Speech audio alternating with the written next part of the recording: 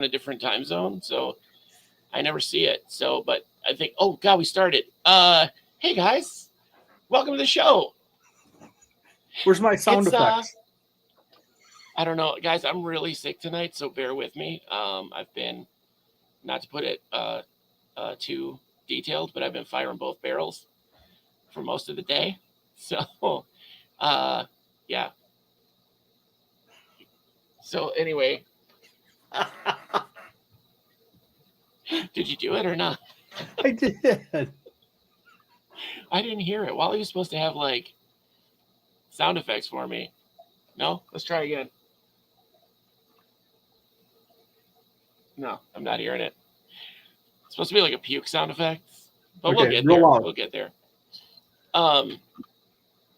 Trying to work on lighting here too. Wally, it's your first time in the new studio with my Oh, co-host. nice. Trying to get my co-host to come up. I put her basking light on and see if she'll come up and join us. But so far, she's been pretty shy, but she's moving around. I can hear her. Anyway, we'll see if that happens.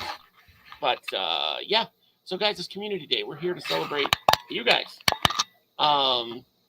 I invited Wally because Wally is really who got me into. Yeah, Bingo's doing great.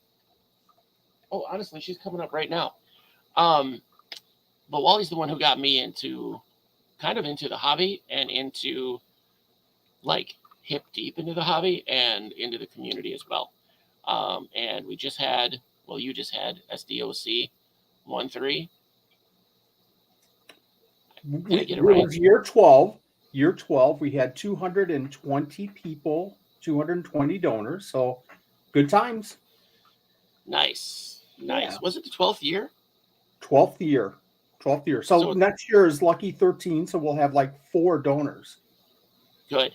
I heard there were some shenanigans with some of the donors this year, so I can't wait to hear more. Some of the winners. So, yeah, guys, if you win something, just accept what you won. That's my advice. There you go. Just be gracious or try to trade with somebody. It happens. Let's see. Let's get into some of this. So we've got kind of a lot of people here already. We got Frank, Laura, Aunt Sandy. Of course, Aunt Sandy. Arthur Renner. Is that one of our new patrons? Arthur, are you Arthur Podfather?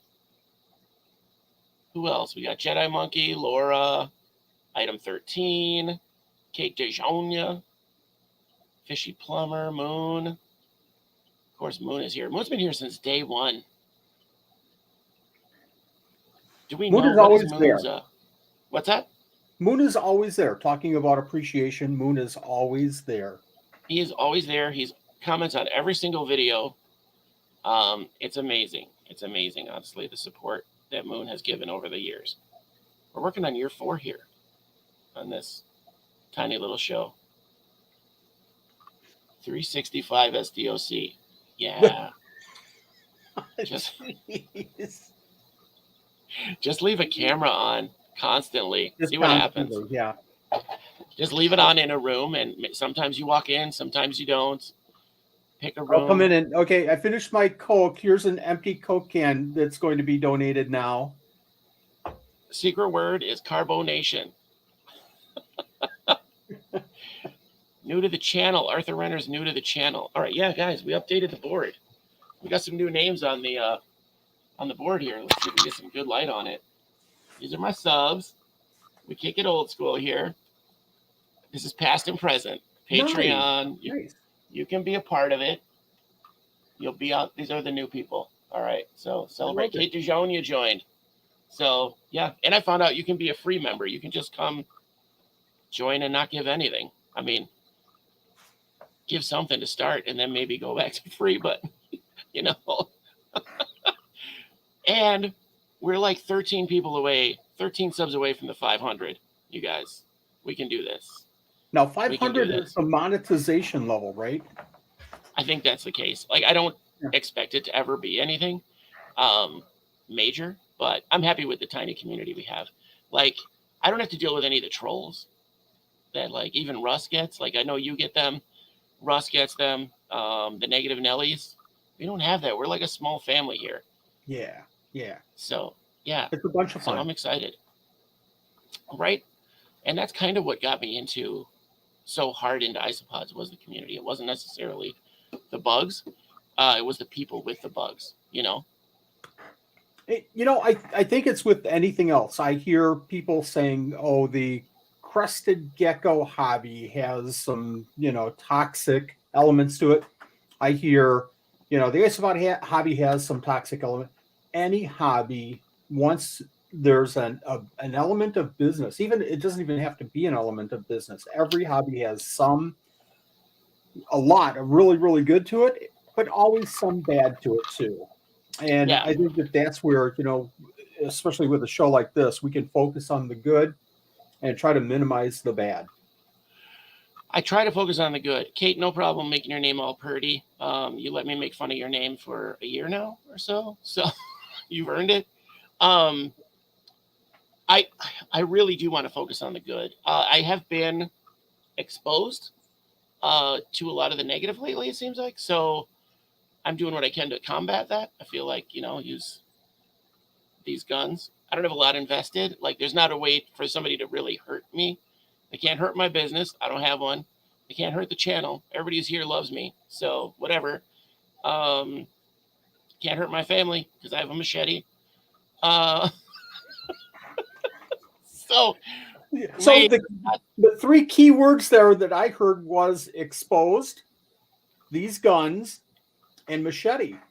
So don't, yeah. Don't say those in the row. Like, the algorithm's going to freak out now. I'm down to 4 subs now. Thank you. Oh, Menagerie's here. Awesome. Frank shows up on my show when you and Russ aren't even on the show now. Did you know that? Frank is on all the time. I think he has one of those screens where it has 24 different views, and he watches 24 YouTubes at one time, and he has them constantly running too. He's crazy. He's just got that way. set up like Batman Begins or whatever, Dark Knight Returns or whatever. Yes, It was one with the yes. Joker. Kind of like the Matrix, that the big screen with all the little TV screens on it. Yeah. Except like instead of green numbers, it's just spinning waffles, like green spinning waffles going down the screen. And he's like, "Ooh, that one's Aunt Jemima. Ooh, that one's Miss Butterworth.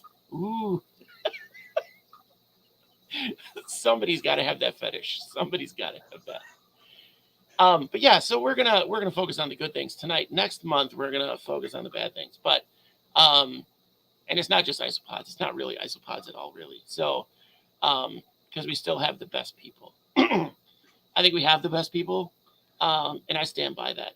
So many people, but this hobby connects so many others. So there's overlap, which I think is good. I think I want to focus on spreading all of this love and just crushing the negative crappiness in the other hobbies if we can. Yes. I guess I try to make that a mantra as well, to try to be more positive. And I've had a couple of people, this last year specifically, the last 6 months, come on and say, well, you're always positive and you never bring out the negative in the hobby, and you should post more about the negative people. And that's going to come out. They're going to do things. I don't need to expose them. I don't need to expose them because they're going to expose themselves at some point or other. Let's bring out the positive people and focus on the people that are doing good in the hobby. That's my feeling, right? Yeah, absolutely. That's what I've tried to do the whole time. Speaking of exposed, though, do you guys remember the time that Wally tried to change shirts live on the show and almost exposed himself? Oh, we get around 2. Glue the hat down this time. Just glue it. It's the only time I ever saw you without a hat. And it was a half a second. It was amazing. First time that's ever been spoken. You without a hat. That was amazing. It was like seeing Bigfoot, like in the distance. Like you catch a glimpse and like, did that just happen? Honestly, I went back to look at the footage and it was blurry. I don't know. It's like a cryptid. It was blurry footage. I didn't have proof. So throwing Bigfoot into the conversation. Now YouTube algorithm is going, flipping A. I have no idea what this is about. I give up. Bigfoot, machetes. What's happening? I'm going to open the floor to other people to come on. If you guys want to come on and talk about awesome things, some of you in here have been on the show before. all you have to do is click this link and have a mic. You don't need a camera. We don't need to see your face. It would be cool to put a name with a face, but we don't need it. Wally's the Beast of Bray Road. Did you ever get my Christmas card? Maybe. We were so during the month of December, we had so many Christmas cards come in, and it was so hectic. I should have appreciated and said something about all the Christmas cards and gifts and everything that we got in. But then a couple of weeks later, people were asking, "Did you get my Christmas card?" And my mind at that point is just mush, anyways. So I probably did. I never asked for that. Mine was a handmade, hand-drawn gecko in a Christmas box. See, I don't think I got it then. I would have remembered that. It was nice. I got some of that handmade paper, like the cool paper. Oh, no. I have to send some out still. I still have to send some out. The first time I ever sent Christmas cards. So, yeah, speaking of community, I have a lot that are just ready to go. I just need to put them in envelopes, and that's how bad I am at sending things. Pelly will tell you that's how bad I am at sending things. But they're all free things. It's not like anyone paid me. Well, that would have been cool. Yeah. Well, thank you anyways. I should have taken a picture of it so I could be like, it looked like this. Do you remember? But yeah, I found some really cool paper that has some really cool texture to it. I don't know if you do any writing or drawing on paper, like scrapbooking. You look like a scrapbook kind of a guy. My wife, Nanette, I bet she has 12 scrapbooks. She actually has a room for scrapbooking. Once in a while, we'll pull out the books and we'll go through the books because they go back to the kids when they were young. So they're, 35 years old or so. She does a lot of scrapbooking, and it's really super cool. I just never got into that. I was into building pages and putting, HTML code out there and stuff like that. That was my scrapbooking. That was your scrapbooking? Was coding stuff? Yeah. All right. Pioneers. There you go. Pioneers. Yeah, Aunt Sandy says she never has stamps. Stamps are... Yeah, where is Nanette? I figured she'd be here. Her final semester has started, and she is she's actually doing teaching as part of her training. She's going through some very specific training and teaching. So I think she's back home about 9:15 or so.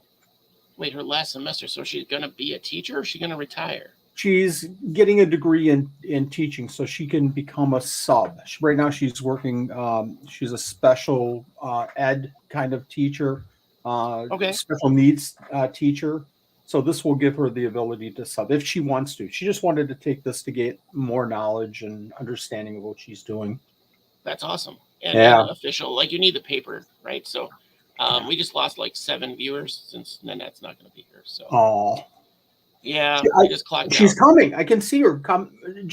She's going to be here in Eddie. You want to come into that? Guys. Any minute. Any minute. She fell coming up the stairs. So if you guys want to donate to the Patreon. 2 minutes? Okay, that's fine. What is that? What did you just pick up? That's my phone. It looks like a PlayStation 2. What the? This is my phone. I've got everything that I need in here. I've got my $20 and my cards and my. It is a phone. It is a phone. Oh my gosh. It is a phone. Let's see if I can wave to myself. But you have the cool leather like book case, don't you? Little protective kind of thing, yeah. Yep. I had that exact one. Nobody wants to come on. I thought we'd have people chomping at the bit. No one wants to show their face. Heather, come on the show. Heather, Carissa. Oh, Carissa's here too. Carissa's special ed teacher. So, yeah. Nobody wants to show their face. It's so funny. I've lost so many interviews because they're like, wait, I have to show my face. And I'm like, no, you don't. And they're already gone. They're already like, forget it. I don't like my voice. I don't like my face. And I'm like, come on. I'll put up a picture of somebody's butt. Like, it doesn't matter. Uh-oh. We got one. It's Justin. Excellent. You look confused, Justin. Are you all right? He looks like us. Sorry, I had 2 windows open. I had the StreamYard window and the YouTube window, and I was getting audio from both sides. Yeah, that's a problem. So, just I thought you just didn't mean to click the link. Like you were trying to scroll and clicked it on accident. Like, oh my god, what am I doing No, here? that was the first time I clicked it. This time I'm almost prepared. Yeah. Okay. Yeah. All right. Good. Just like me. Good. Almost prepared. Yeah. That beats last time. Wally came on today. Weirdly, he was messing with me on the way. I think, and I thought he was going to be popping tags again. I was so excited. I was so excited, you guys.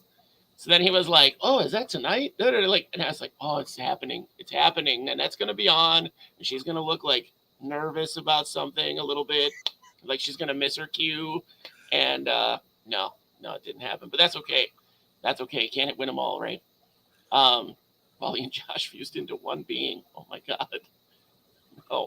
No. Here's the story of a man named Brady.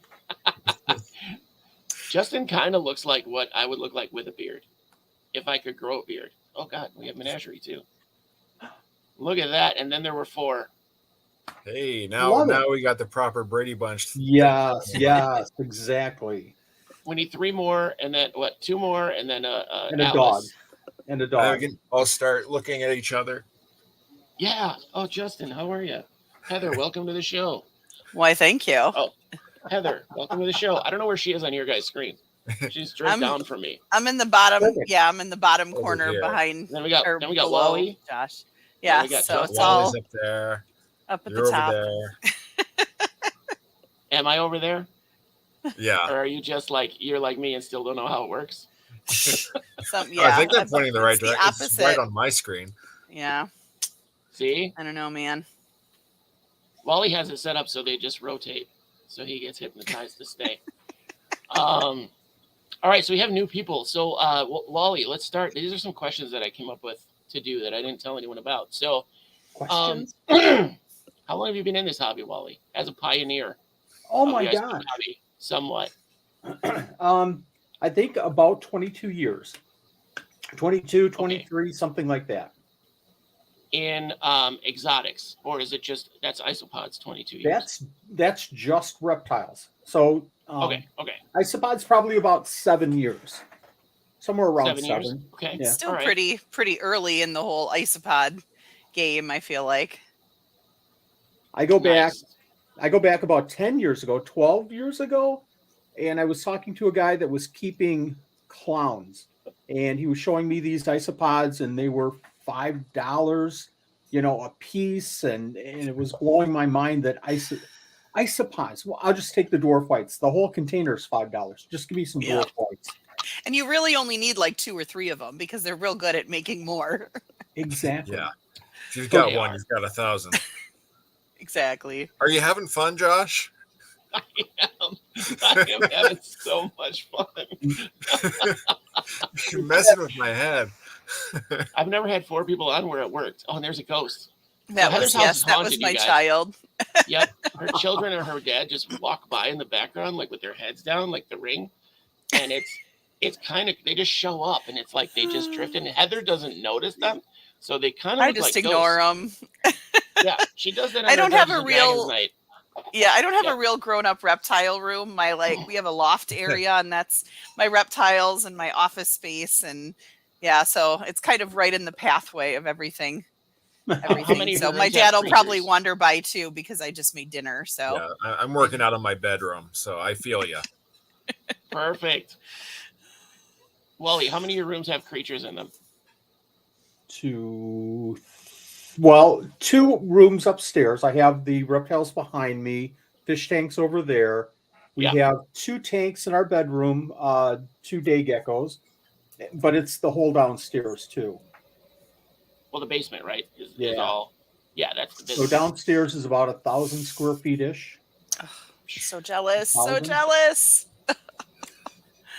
I invite you over tomorrow. I'm cleaning gecko poop, so let's hear it after 8 hours of picking poop. I'm Your good. basement I'm is good. bigger than my house. Yeah, your setup is bigger than my house, I think. I don't know. I didn't check the square footage, but we're about to add to it. All right, Heather, how long in the hobbies? Well, I've had I've had reptiles since I think my oldest snake is 9 years old, and he was just a complete impulse buy. Like the kind of stereotypical go to Petco. Oh, it's cool. This will be easy, and all the care requirements that they gave me are like parameters were completely wrong, and it's just a testament to how tough ball pythons are that he made it to the point where I actually was like, hey, this is something I really could get into. And then when my ex and I split up, I was like, I could get more reptiles and no one is going to stop me.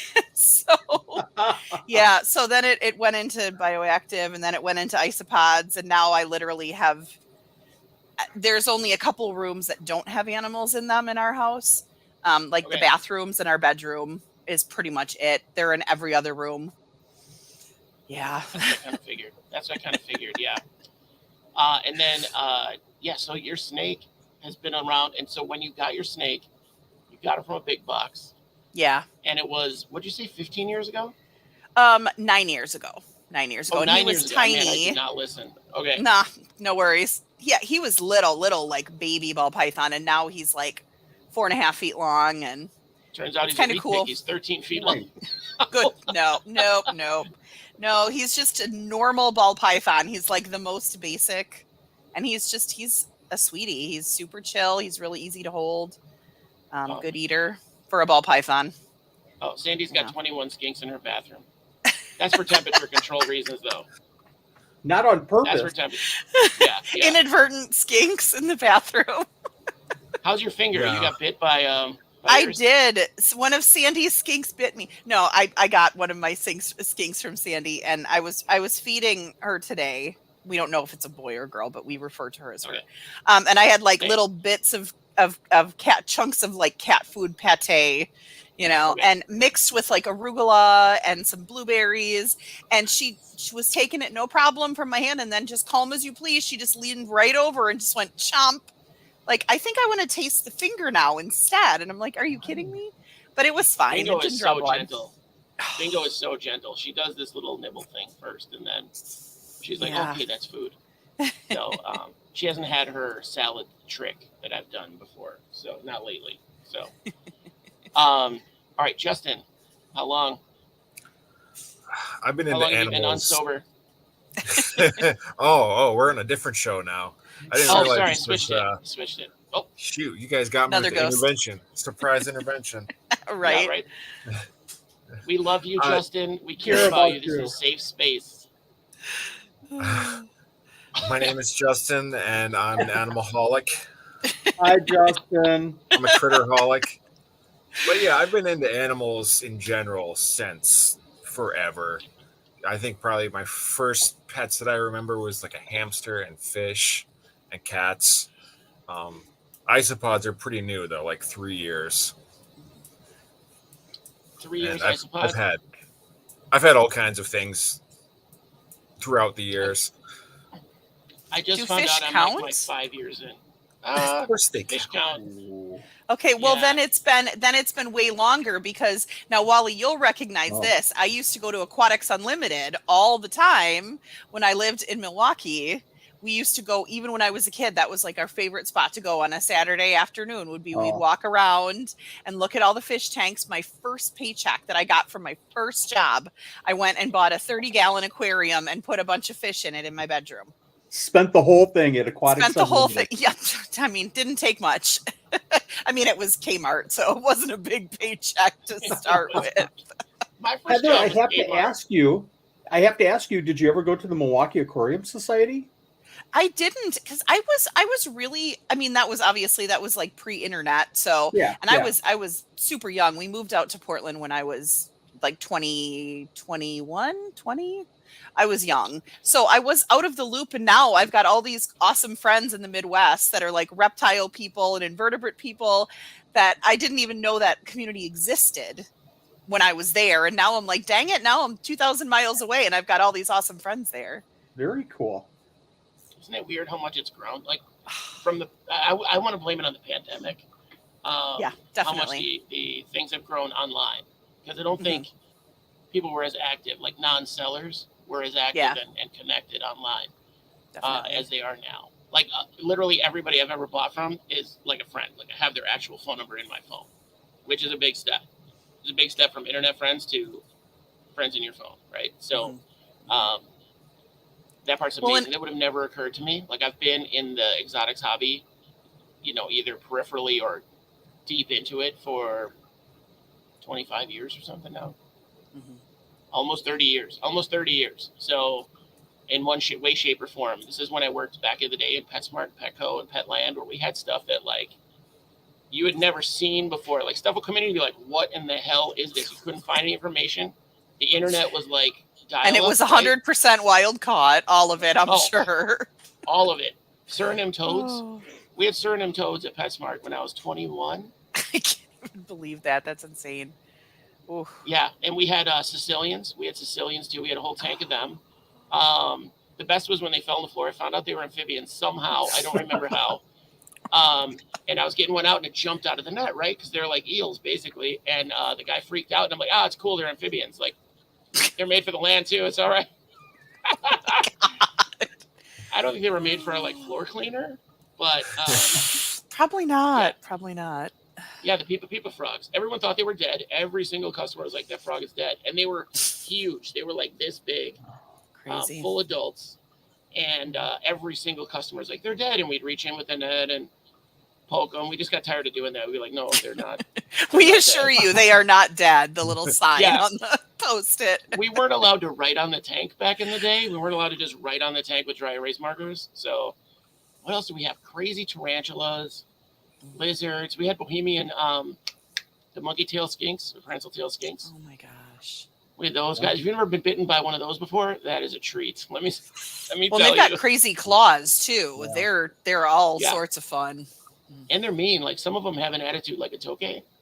Like they'll come at you. You don't have to go to them. So, yeah. Yeah. I don't know what they eat. I don't know much about them. Like, what do they actually eat? Are they like vegetarian? They eat pothos. Yeah, they're vegetarians. Okay. So yeah, I don't know. Their chewing teeth are. There's Dad. Hi, Mr. Menagerie. The people on the internet say hi, Dad. He says, "Who are they?" No.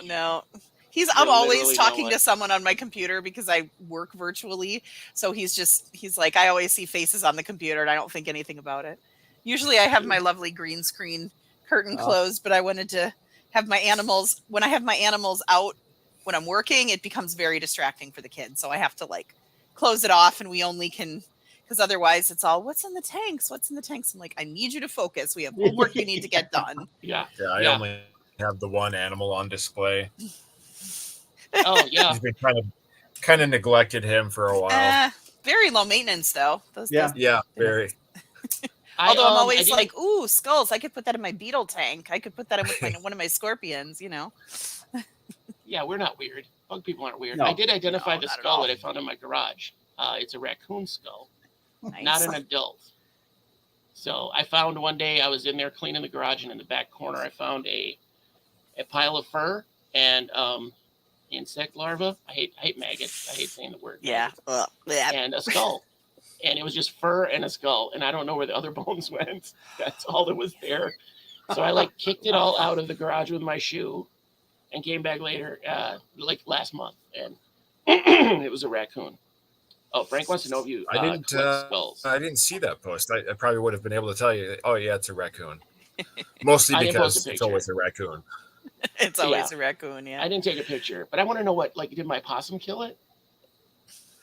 There's a full-grown possum who's a monster in my garage that has lived there for 2 years, and I just let him because. Yeah. I mean, it's easier than not letting him. They can be pretty intense. They're all talk. I don't know of anyone who's actually been bitten by a possum. You have to really try to get bitten by a possum. Mm-hmm. What I heard from my hillbilly friends is just give them a swift kick and they play dead, and then you can just do what you want with them. But they will not bite you. So it's a very rare occurrence that they bite you. In a barn one time, and one of them just came walking in through the door while I was just standing there. He just walked right past me, went into his little hiding spot. He's like, "Hey, what's up?" What's up, dude? He's looking at you like you're in his house, dude. I swear you things are everywhere now. Right? Damn humans, it's an infestation. Right. Ooh.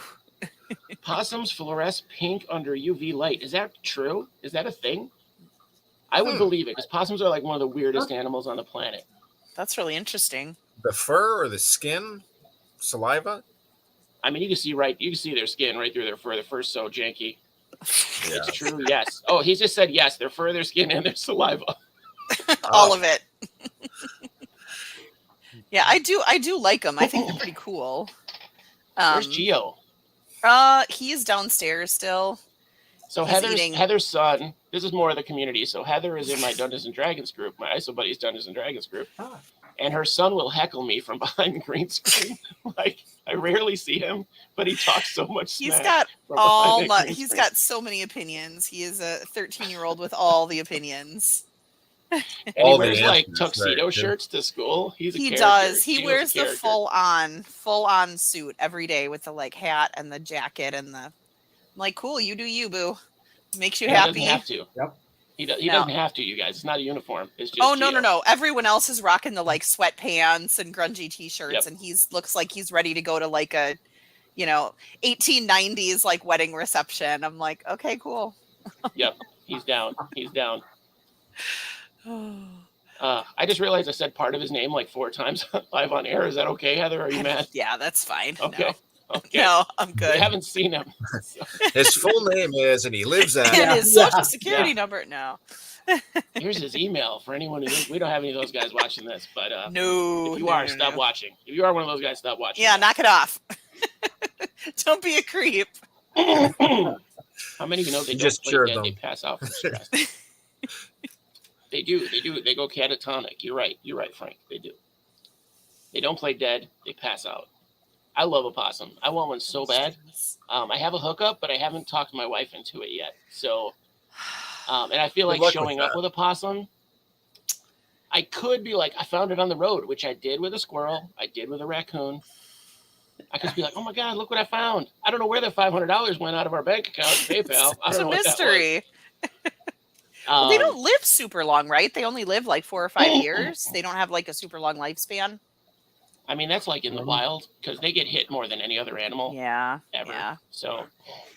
Because I was listening to like I don't know if anyone listens to like the Ologies podcast. It's like Dash Ologies.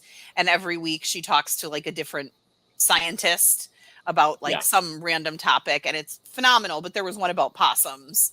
And they said that, their average lifespan is like 5 years. But yeah, in the wild, obviously, they're predators. So okay, so everyone on this pod now, or on this pod, I just called it a pod. Oh my God, I'm sorry, you guys. I don't want to be that guy. We're podcasters now. Yep, we're streamers. Okay, yeah, let's just meet every week, the 4 of us. Josh has had 14 rabies shots. Funny story. As a vet tech, I did have to go through rabies shots. I did. It sucked. I just want to tell you now, it sucked. They didn't know I had rabies. They weren't sure, but you just get treated. Because by the time you show symptoms, you're like dead. So yeah, there's like, and there's been like what one person who has had rabies and like recovered from it without any sort of intervention. Oh sure, I bet that guy's a genius. Not a genius. He's a real survivor. He's like a celebrity now, right?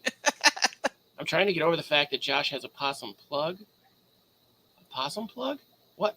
That sounds really dirty. I don't know. I don't know what that is. But... This is my 13-year-old son is watching this, Kate. I'm going to need you to calm down. Yeah, settle down, Kate. I mean, you pay money to be here now, but that doesn't give you carte blanche.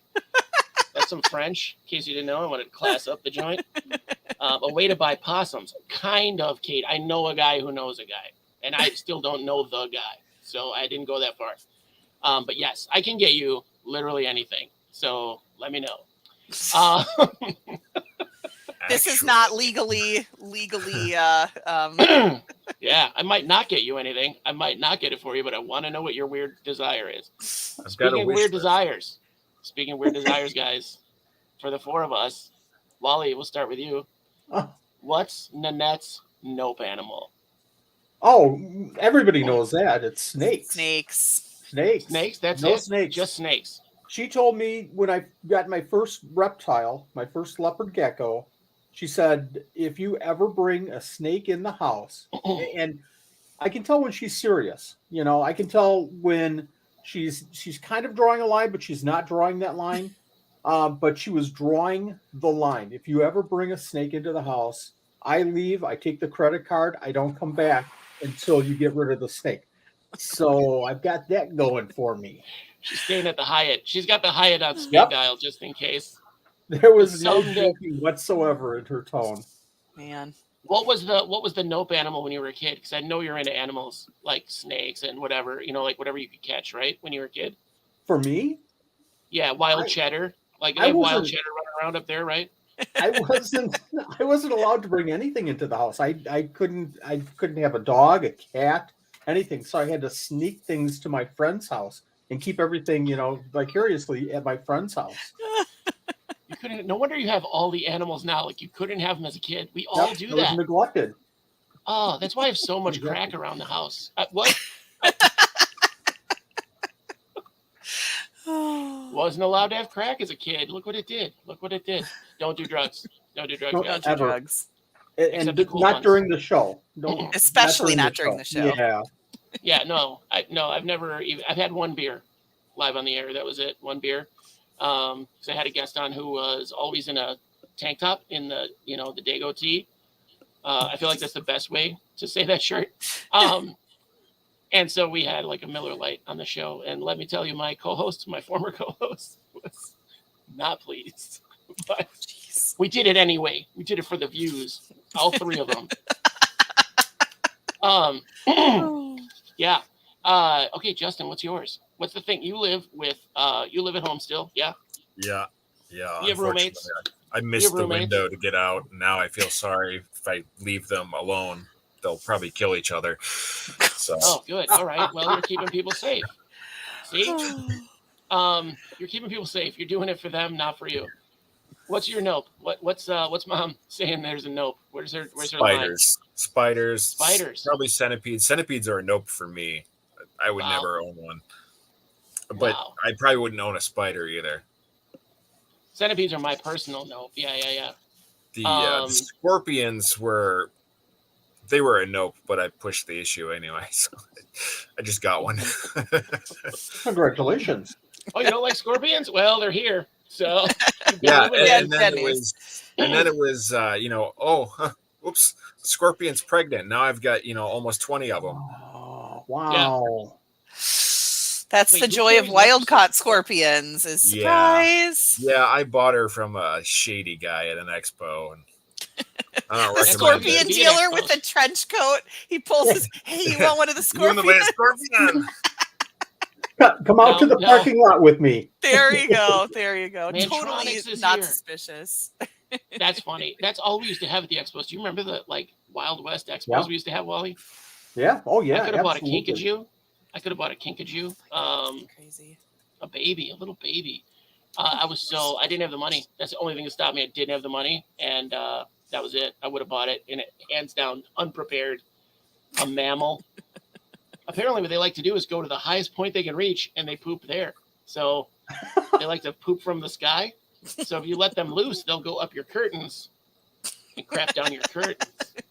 I had a flying squirrel for a couple of years, and one of her favorite things to do was she would climb up the side of the cage, and then she'd just be sprawled out looking at you and pee out of the cage onto the surroundings.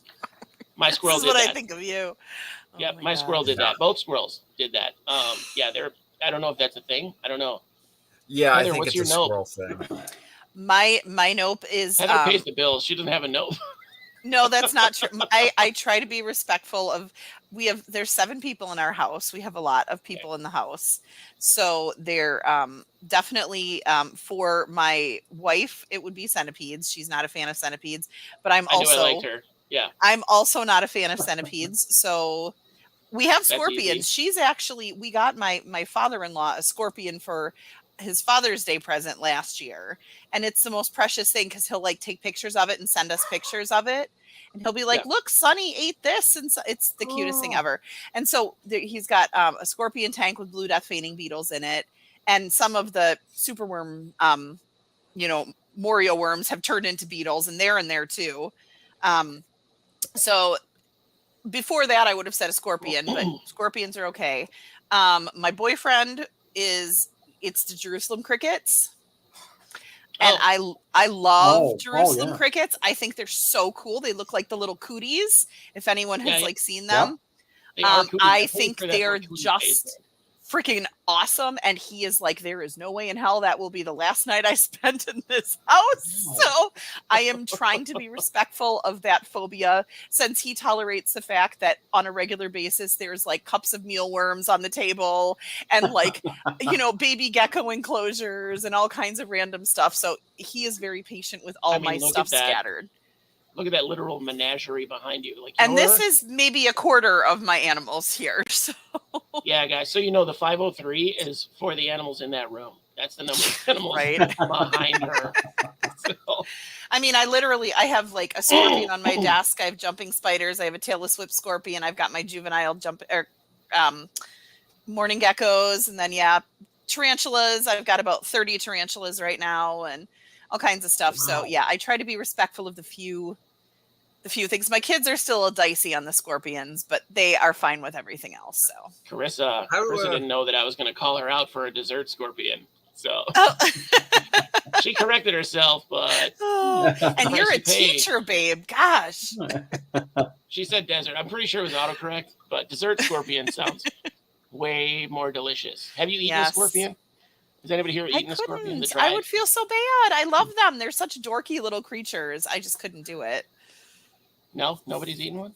Justin, come on. You eat everything, dude. You're Mikey. I eat everything when the opportunity presents itself. That opportunity I have not had yet. We had a hot dog place by us that had these. They closed because their hot dogs were crazy expensive, even like 10 years ago. But they had a Tex-Mex, I think, something they called it, south of the border or whatever. But it had like crazy hot chili, cheese sauce, and 2 dried scorpions, little dried scorpions on it. And I was like, well, I have to eat that. Like, how was it? Had me at, it was fine. It was like eating, those like shoestring potato chips. And just crunchy. Sure, yeah. It's kind of like, picture those hollow, I guess, or like one of those little onions, those fried onions, Frenches, which I could eat those right out of the box. Like, I don't even need anything to put them on. I would just eat those like chips. That was the texture. The texture was like those onions, but there wasn't any flavor. It was just like a texture thing. Yeah. I think a lot of invertebrates are like that. They're more just like crunchy. We have cricket flour that's like human grade I mix with the crested gecko diet for my cresties, because they're like, ew, bugs. We don't want to eat them. So I cheat and put stuff in there anyways. And it just smells like nutty, but I've been tempted. I'm like, it's human grade. I could eat it, but no, I don't remember the flavor so much of cricket. I've had cricket before, but it's just kind of crunchy, and the legs get stuck in your teeth like popcorn kernel hulls. And I can't do popcorn either, so that leaves me right out. Yeah. I've been sick all day. I've had 2 bags of popcorn a day. So I love popcorn. There's no pop secret in my house. It's just pop. That's it. Corn. There's no secret about it. Justin Frank never said noticed crickets. His name. Frank said crickets taste like sunflower seeds. No, I didn't notice that. Gross. They don't smell like that. Like, I would imagine they taste like they smell, right? No, they kind of smell a little nutty. Yeah. I don't know. John Sherba. Live mealworms taste kind of nutty. I've heard that. Mm-hmm. Yeah, I got sunflower seeds. I got superworm juice in my mouth the other day because my leopard gecko, who likes to sit on my shoulder while I do all my evening animal chores. That's the one in the enclosure right behind me there, the big enclosure. He comes out, he will wait with his little feet on the glass for me to take him out at night. It's super awesome. So he comes right out, he sits on my shoulder, and I had my cup of superworms, and I was going to feed my fire skink, whose name is Dracula Meatball, because my daughter is very interesting naming conventions. And so I had the superworms, and he was watching very intently as I was feeding this other animal, and he kind of looked at me. And so I'm like, okay, I'll give you one too. So I held a superworm up, and he grabbed it and he shook it. And I got it was like splat. And then, so I don't recall it having a strong taste, but I also spit it out pretty much as quick as I could because it was pretty nasty. Just the sound, the pop was not great. Yeah, Sherba, you're a maniac. At burnt popcorn, I don't know what kind of diagnosis that is that we could give you, but that's a diagnosis. That's, yeah. My microwave, this is no joke, it burns the bag. Like the bag literally has like charred pieces on it. I've never, like, does your microwave have fire? Is that part of the thing? Like, I'm not kidding. Like right where, where you open it, you pull it open or whatever, like right there, it's charred. Like you took a match to it. Like it's black, ashy. Like, and I always think it's the popcorn. The popcorn's perfect inside. Perfect. Interesting. I don't know. Weird. They're just cheaping out on the bags. Yeah, right. I don't know, man. Yeah, they're making it out of flammable. Paper's flammable. Did you guys know this? Since when? This just in. I don't know. Item 13 said that burnt popcorn's worse than superworm juice. What's I worse? guess they're gut loaded. As long as you Yeah. don't gut load them with Popcorn I or don't the do green that. potato chip at the bottom of the bag. Ooh. The dark one, the black potato chip. No, the green ones. Oh. Yeah. Burnt popcorn that's for not me. good. Yeah, Really? I can't do any popcorn. I always end up with the skins right like in the most horrible spot, and then it drives me bananas for like a week. Yes, exactly. Stuck in your gums. Yeah, Got I can't mouthwash. do that. Got to get that Listerine. Got to get that Listerine, guys. I had a question. I don't remember what it was. What animal, when you were a kid, was there an animal you were super excited to get that you got that you like probably maybe you were in over your head? Like you had no business having this animal, but you got it anyway. Or even an adult. Maybe you were an adult. Probably the squirrel.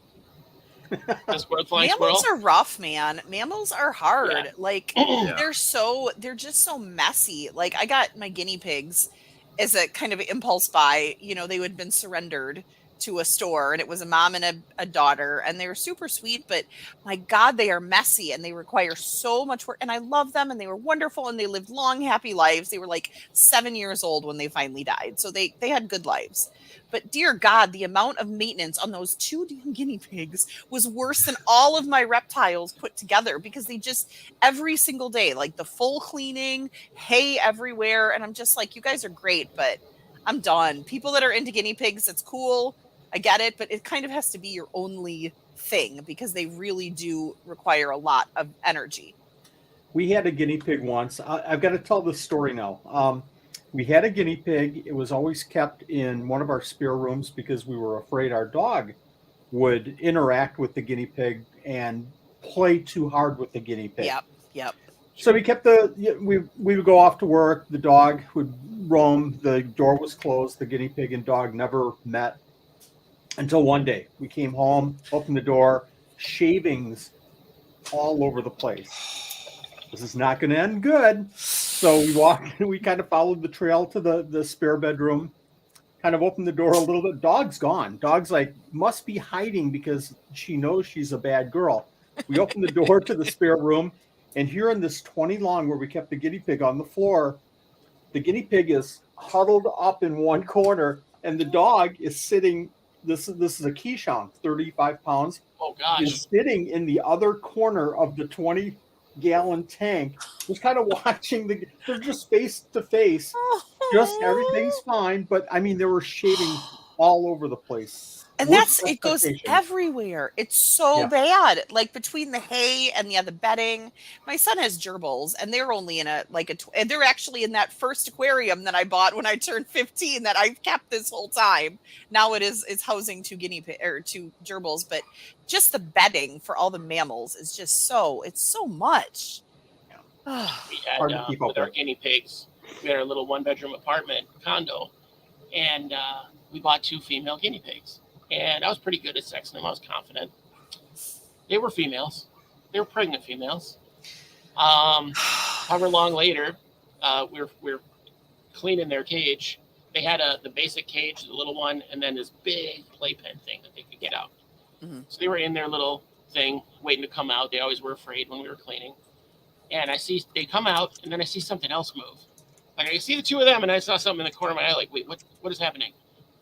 13 babies. We had 13 babies between the two of them. Like, yeah. So we called the pet store. Like, what are you going to do about this? Nothing. And we're like, well, I can't keep these. So I put them in a 5-gallon bucket and took that bucket to the pet store and just like left it in the animal department. Like, sorry, whatever. Like, I'm never coming back anyway. Yeah, what are you gonna do? Kick me out? Yeah, right. I was like, exactly. I don't want any money. I just want you to take them. Like, I don't have room for 15 guinea pigs. Like, but you can't just have one. Like, it's illegal in Europe to just have one because it's abuse. Yeah, because they're social. They're social. And mine definitely, because like I said, it was a mom and a daughter.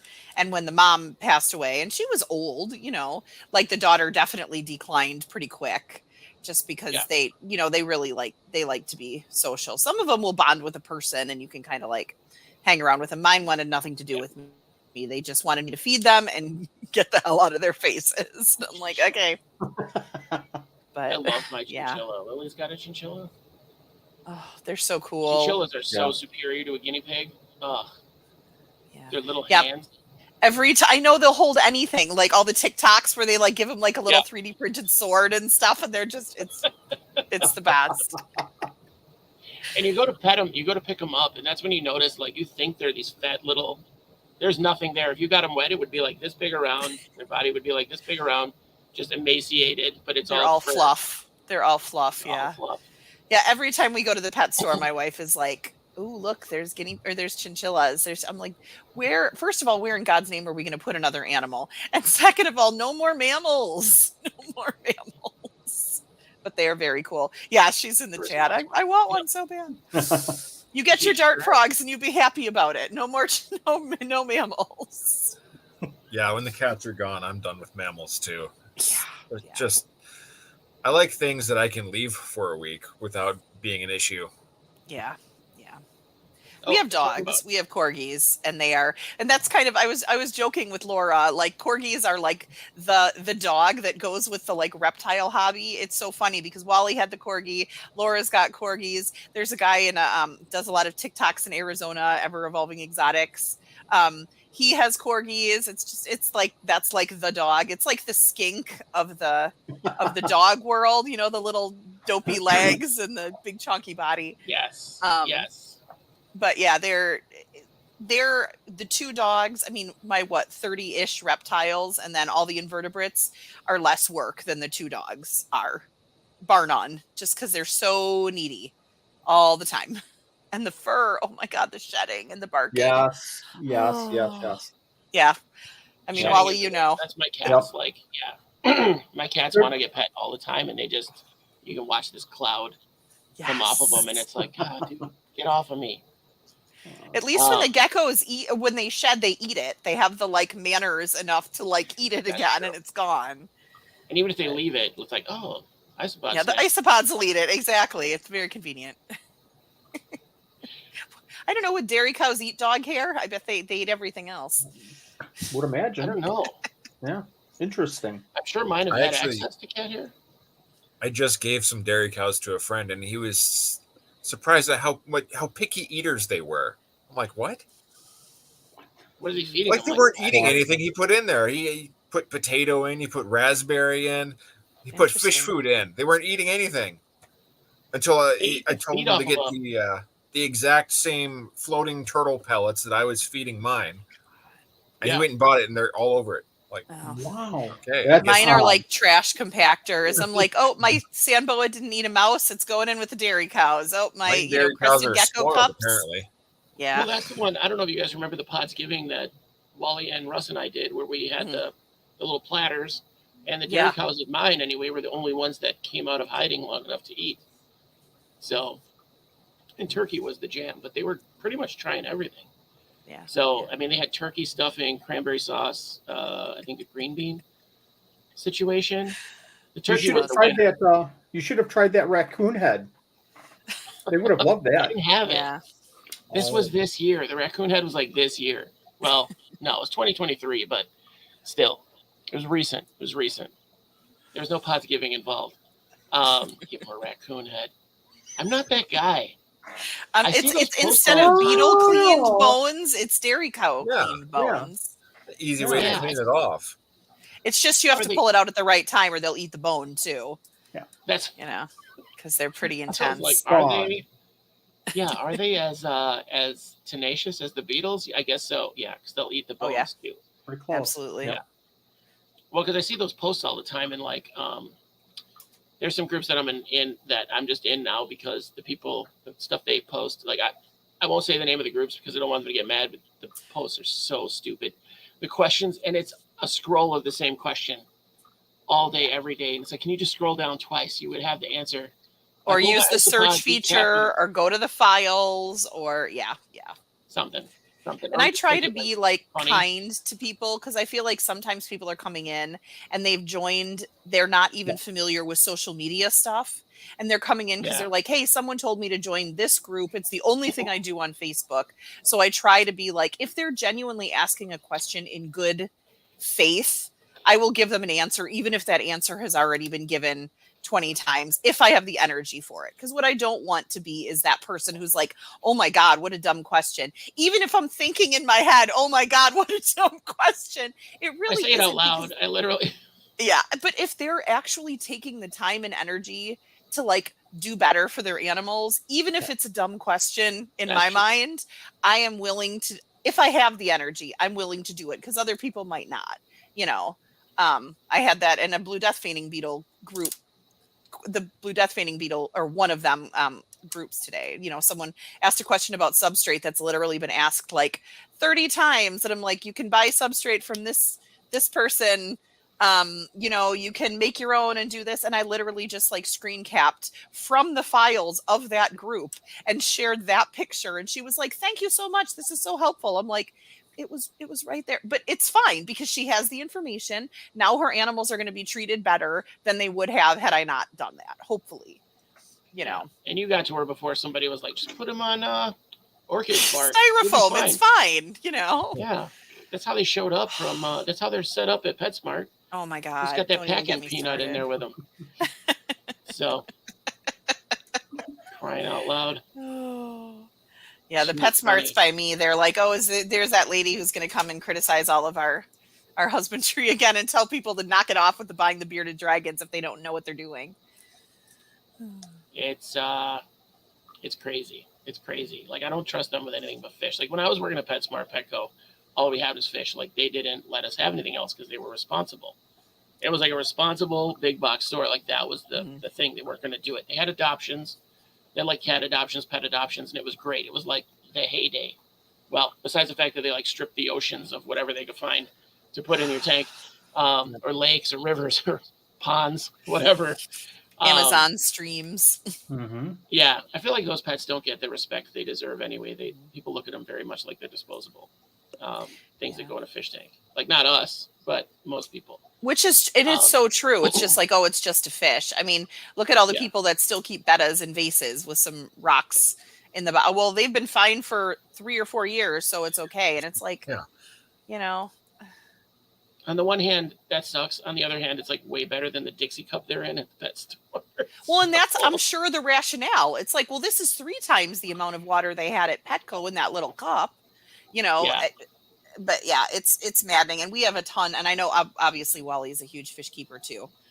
We have like 10 aquariums, and so we got very much into that at the same time we got into the reptile thing, because it's all connected. We were talking about this last time I was on. It's like the invertebrate, plant, reptile, fish hobbies. It's a Venn diagram that's basically a circle. Like, you just haven't gotten into the ones yet, but you will. You'll get there eventually, Good point.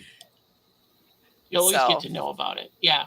I think, you know what I think too? I just came up with this theory that it made sense immediately. A light bulb just went on. So remember when Animal Planet was good and it had like animals on it, and the Discovery Channel had like actual animal shows that weren't moronic? Yeah. Like Dr. Pohl's veterinary, whatever. Like, God bless Dr. Pohl. Like, he's awesome. But a lot of it is clickbaity, kind of. Like, you know what I mean? So, I don't know. It's fine, but there's nothing education. Yeah, you're not going to learn anything watching Dr. Pohl. You're going to learn how this crazy Hungarian or whatever he is, like, how far he can jam his arm up a cow. So at best. But like during the pandemic, I think that might be what got me, and I'm going to guess a lot of people, into all of this. Like I straight up, my ADHD went nuts. Hyperfocus. For animals Yes. for over a year. So it was like, I crammed stuff into my brain that I didn't think I could learn that much since I was 13, when you were a sponge. And I wonder if that was it. Like we were starved for that kind of content because everything's like The Bachelor or what's the other one? You're fired. No, not You're Fired. What is the show? The Apprentice? Yeah, The Apprentice. I don't know. I very seldom watched. I almost only watch YouTube exclusively, and it's mostly content that's like either. I mean, I watch some food content too, but Mythical Kitchen, woo. But but I do mostly watch invertebrate and reptile content because it like engages me intellectually in a way that watching, like I'm going to get voted off the island does not engage me. And it, so like I've learned almost 100% of what I know from talking to people on YouTube, building relationships, bugging Wally incessantly when I have a question about something, bugging Russ when it's a bug related question, because it really is engaging in a way where you can do these crazy deep dives and you can branch off in all these different directions with it. Which is awesome because it's only good for the animals. I got real greedy telling people how accessible like Wally and Russ and some other people are because I want that access myself. I want that on tap. I don't want to be like, hey, I'm busy with Justin's question. I'll be with you in a minute. Like, no. Okay, so then since Wally probably won't do it because he is modest and doesn't want to take over, I'll say join Wally's Buy Me a Coffee. Yeah. Give him, kick him some money every month. Join Josh's Patreon, kick him some money every month. I am a huge believer in paying for people's emotional and intellectual labor. So if there is someone that I watch on a regular basis, even if it's just like $2 a month, if you have it, and some people just like legitimately don't have it, and that's fine. Yep. I'm lucky enough to have it. What's the word you used? Inky menstrual? What was the word? Inky menstrual? Was that the word? I don't even know what you are saying right now. You said intellectual. You said people that do intellectual work. I was like, you're on the wrong show. It's no, but like I mean, like all of the content creators that I follow that are giving me all this information, these phenomenal resources that I'm using then to make my animals' lives better. And to make my life better in terms of mental health and being able to focus on stuff. That is money well spent, versus Disney Plus membership or some dumb where it's going to some big giant corporation. Yeah. I'm going to give it to someone who is actually has an impact immediately on my life. When I was a kid, the money's going to them. It's not split up by 1,000 people. Mm-hmm. Yeah. Absolutely. When I was a kid, I read a lot. So I would subscribe to magazines, when I was a teenager. Mm-hmm. So I looked at it. What's that? Ranger Rick? Heck yeah, man. Yeah. And that's how I would get my information. Fishing. I got into fishing when I was a young kid, and I would read everything that I could. So now I look at subscriptions like that, like you're talking about, Heather, as just buying a magazine, buying a year subscription to a magazine. Mm-hmm. Yeah. Absolutely. And I think it's weird because I love books. I come from a family of librarians. My mom's a librarian. I've got an aunt and uncle that are librarians. My grandpa literally set up the Florida library system. So we have books in our blood. But now, I mean, I feel like the research and the information changes so fast that I look at books and I'm like, this is great. But now I want to go online and see if anything has changed since then, or access to research papers or things like that, where we have this really current information at our fingertips. So I love books, and I definitely use books as a resource. I have a bunch of Orrin McMonagle's books, but I also really, yes, my blood type is Dewey Decimal, absolutely.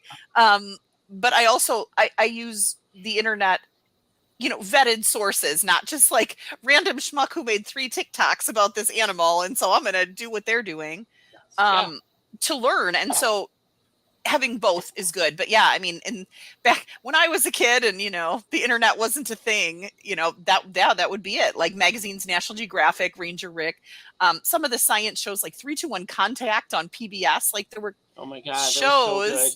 I mean, and that's like, we're in the right generation because you guys both recognize that. Wow. And that is of a certain generation. So Justin, you must be younger because you're not recognizing. No, I just don't have any focus, and I'm just kind of spacing out right now. I know Ranger Rick though. Yeah, so I mean, I feel like actually it is such a good. There's so many good resources out there now. Both, still books. There's still books put out. I mean, Russ's brother or cousin just put out a book on velvet ants, and there's Joe. Joe did. Yeah, which is super cool. He's going to be back on. We're going to talk next month about turning your yard into a native plant sanctuary. So cool. I love that. Yeah, so I love that specifically to like help out your native bees and native pollinators. Yeah, because he's like big into the native pollinators, but not the honeybees and stuff. So he got me started on it. Yeah, I'm like anti-honeybee now.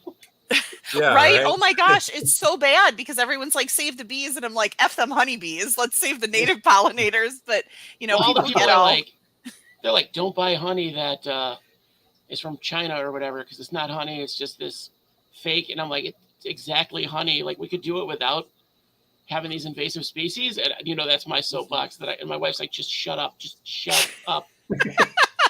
This is why Josh and I get along so well because we have the same strong opinions about Oh my stuff. God. I only have strong opinions. Oh, we got Chris Amos. Chris Amos. Are you related to Tori? That would be cool. That would be a hookup. Oh, highlights. Yeah, Highlights. Bill Nye the Science Guy. I will pick up the Highlights magazine at the dentist to this day. I took my daughter and I was like, ooh, Highlights. You can learn not to steal from the store or bite your friends or all those things in the comics that the kids aren't supposed to do. Like, this makes so much sense now. I understand. I feel like if your kid can read the message, don't bite your friends, and they're still thinking about it, like, that's a shit kid. Like, put that kid in an institution. That's not good. Oh, man. Sorry. I got a good kid. I can judge people. No, my oldest was definitely she did her share of biting and but she was very premeditated. She wasn't the like fight back and forth and I'm going to bite your hand. Yeah. She was the kid would come take her toy and then she would let him take it and then 5 minutes later she'd go over and chomp him and take it back. Luckily, I'm still friends with that that Facebook friends with that mom, but she'll never know it was my kid. So. And I'm sure she may, unless she's watching. So sorry if she is. It was really my daughter was the biter. It was you. My secret shame. I wanted to add on to your Patreon buy coffee support. Like, definitely, if you can, go help out somebody on their Patreon if you watch their show every week or once a month, even. I still haven't done it with Mikey from Ants Canada because the guy's a millionaire. He's doing. Oh my God! Well, okay, but there is definitely like I support. Yeah, support small. Like Snake Discovery doesn't need my money as much as Aquarimax does. Like, where is it going to have a bigger impact? Where's it going to go farther and be more like you could be in daily contact with Russ if you wanted to. Yes.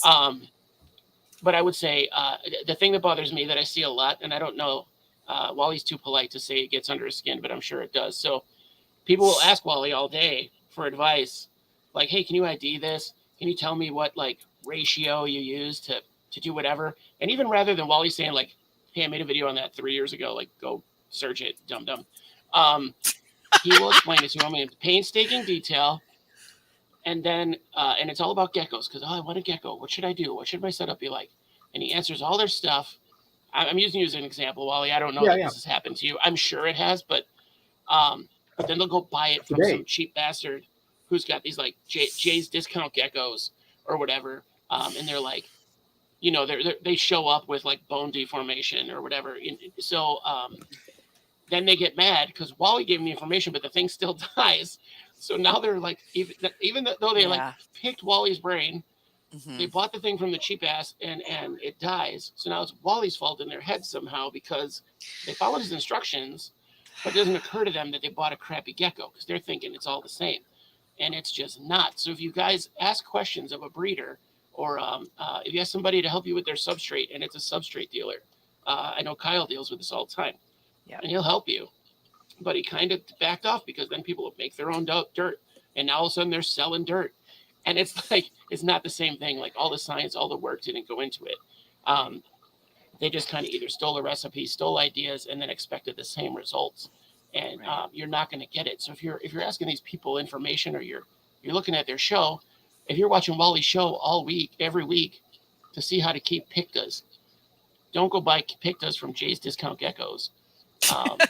Geckos are us. Yeah, if you're the owner of I Jay's shouldn't Geckos, say that. There probably up is your a game. Geckos are us. There definitely is. I promise. No, you there no is. shade if there actually is. I'm using that as an example. If there, I apologize, Geckos are us. I'm sure your stuff is great. Like I'm gonna have an angry message on my Instagram. Like, excuse me. Joe's Geckos and Bait Shop. There you go. Joe's Geckos and Bait Shop. Yeah, could be. Nana's Old Fruit and Gecko Barn. Oh God. Hey Rick. I shop there. Is that Aqua Garden Zen? Is that right? Yes. Think with something like that, you go through a process. You go through the process where you feel like, oh, I shouldn't help anybody, but you can't do that. You can't. I think there's some regret. Oh, I shared too much. They're buying from somebody else, but then you get over it and you say it's going to happen. That's going to happen in the hobby, and there's nothing I can do. My job is to inform and educate, and I'll keep doing that. Mm-hmm. It was interesting. There's a lot of parallels. Like I'm very like my newest hyper focus within the invertebrate hobby is I'm super into tarantulas. I have lots of tarantulas. I have friends who are relatively big names in the tarantula kind of like hobby, or people that are like doing a lot of tarantula content. And one of the this isn't someone I know personally, but there's a podcast, and there's a tarantula guy, Tom Moran. He's a spider YouTuber. He does a lot of really good information about keeping spiders, but he has a podcast too, and he was just talking today about it's so frustrating that all of these people come to me and they have these issues, and I give them good information, and then I have to go and do it again and again and again. It's been 10 years, and I would hope by now everyone would have good information and they would know. And it was like, first of all, there's always new people coming into the hobby, so to think that it's going to be the same people that just haven't learned. But I could feel that frustration, because I think he gets asked those same kinds of, husbandry questions all the time. And it's like, you got to get over that, man, because if people are coming to you and they want to know information, either share it or don't, but don't put yourself out there as someone who wants to share it and then, dismiss people. But I can see it being frustrating, getting the same questions over and over. But there's never going to be like, oh, everyone that wants to keep these animals knows all the perfect husbandry stuff. And then it's always changing anyways, What I like to see when I'm watching it live, if for some miracle I get time to tune in early and get to watch Wally or Russ, someone will ask a question in the comments, and like 3 people will answer the question. Like, Heather, you're a big one. Like, you'll answer before Wally even sees the question, and you get to watch in real time. You get to get in the net, like spot the question. You can see her spot the question, and then be like, "Oh, it's taken care of. Never mind." Never mind. That question's old. Yep. And I do that. I do that a lot in Russ's live streams, and then I'm very justified when he'll say, like, he won't see my response, and he will say the same thing that I would have said, and I'm like, excellent, I did not screw that one up, Yep. LF just joined us. LF stands for low fruit. The guy makes a lot of jokes about farts and butts. All right. So, middle name Hugh, low hung fruit.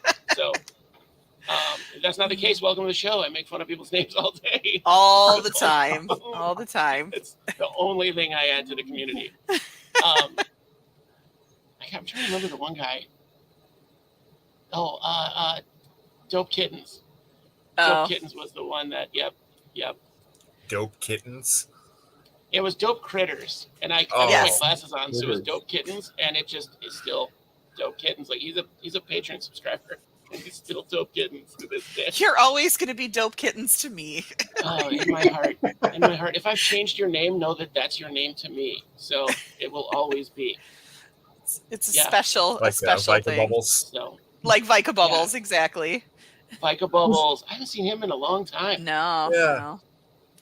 And What people is do that actually? Huh?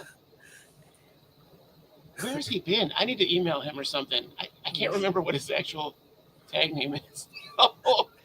Vicabulous is his actual Vicabulous. That was but it. Yeah. That was it. I mean, I think people do dip in and out a little bit of either the hobby or just like that learning phase. Like a lot of people, they're like, okay, I have my one animal. This is the animal that I wanted. I feel like I have their kind of husbandry on point. I know what I need to do. And then they kind of are like not so engaged versus like there's people that are in it for the community as well, which I think, Wally, you're awesome with that kind of like really building that community.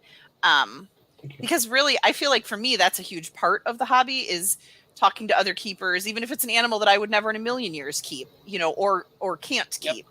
I love that kind of like I'm socializing with people who want to nerd out about the same stuff I do instead of like getting a vaguely glazed look on their eyes when I talk about, the different species of isopods I keep, Yep. My wife, I don't know how we got here, but there was a conversation with my wife and my daughter tonight. That was like, if I was into this, my daughter asked me something like, are you into this, Dad, or were you? And I was like, no, I wouldn't have, your mom wouldn't live with me if that was the case, if this was my thing. And she tells my daughter in the next breath, like, if I knew your dad was this into bugs, I don't think we would have gotten married. So she's like, I don't know why. He was breeding praying mantises and Siamese fighting fish in the basement when we met, which is not true. The Siamese fighting fish, or the betas, had all died off. So that's not true. It's character assassination. Yeah, totally. But it was funny, and my daughter was like, you didn't used to have all these bugs? And I said, to be fair, compared to everyone who's in my community, I keep like 2% of the stuff they keep. Like, I just happen to have a gigantic ant farm. That's my like claim to fame in the community. That's it. I have one skink. I have like 10 species of isopod right now. And you're pretty low key as far as the animals, the types of animals, and the number, which, I mean, that's cool though. It's good to focus, I'm going to get into very specific species. I think I have 5 species of isopod right now. So that's big from when you started. Yeah. You were like, for months, Justin was like, I'm thinking of dipping my toes in isopods and getting maybe something exotic like zebras. Yeah. That was like a year and a half ago, and I was like, you go, girl. You go get them. You go get them. Zebras. I think I had like 50 species at my peak of like hyperfixation on isopods. And now I've kind of like gone back down. I think I've got like maybe 25 species now. And they're the ones that I genuinely like. They bring me joy to like look in their bins, and it isn't a chore. I felt like I had a lot, and then it got to the point where it was a chore and I wasn't getting that joy out of it. So I gave away some of mine to other people that had them. And that was kind of like, as I was getting more into tarantulas, I was kind of the isopod, because I'm like, those are the same shelves. I can have lots of isopods or I can have lots of tarantulas, but I can't have both because I'm limited in space. And the isopods will totally eat the tarantulas. Yeah, so I don't know. And then I've got 2 tailless whip scorpions. I would love to get more, but I don't have space, and I also I want captive bred ones that are a little bit harder to find. I feel like one is enough. I feel like one other box of dirt is enough. It's like, not a box of dirt. It's a whole enclosure. It's not. No, they're arboreal. I've got to move all the crap off the. This is my. It's not a box of dirt. It's a herp cult enclosure. Nice. Yeah, where is it? It is behind that piece of bark right here. Right here. I would move it so you can, but I don't want to freak it out. And then I've got another one downstairs that hides right. They're in the same spot, and I can see them all the time. I see their little feelers coming out, which is why it's on my desk. A flashlight on them, and they really can't see anything anyway. Yeah, and they're kind of like really bother them that much. Yeah, I've got all kinds of stuff. Too. Oh, nice. Okay, Nicholas Kazinning. Oh, Nicholas Bazinga. Kazaniga. That's the Okay, man. cool. Nicholas That Bazinga. is, see, and that's not a name I've heard before. I feel like I know, like, okay, if you want springtails, it's Ryan. If you want, roaches, it's Kyle. Like, I know, like if you want blue death fading beetles, it's Sean. Like, there's definitely people to like go to, and I didn't have one. So thank you, Alan, for that.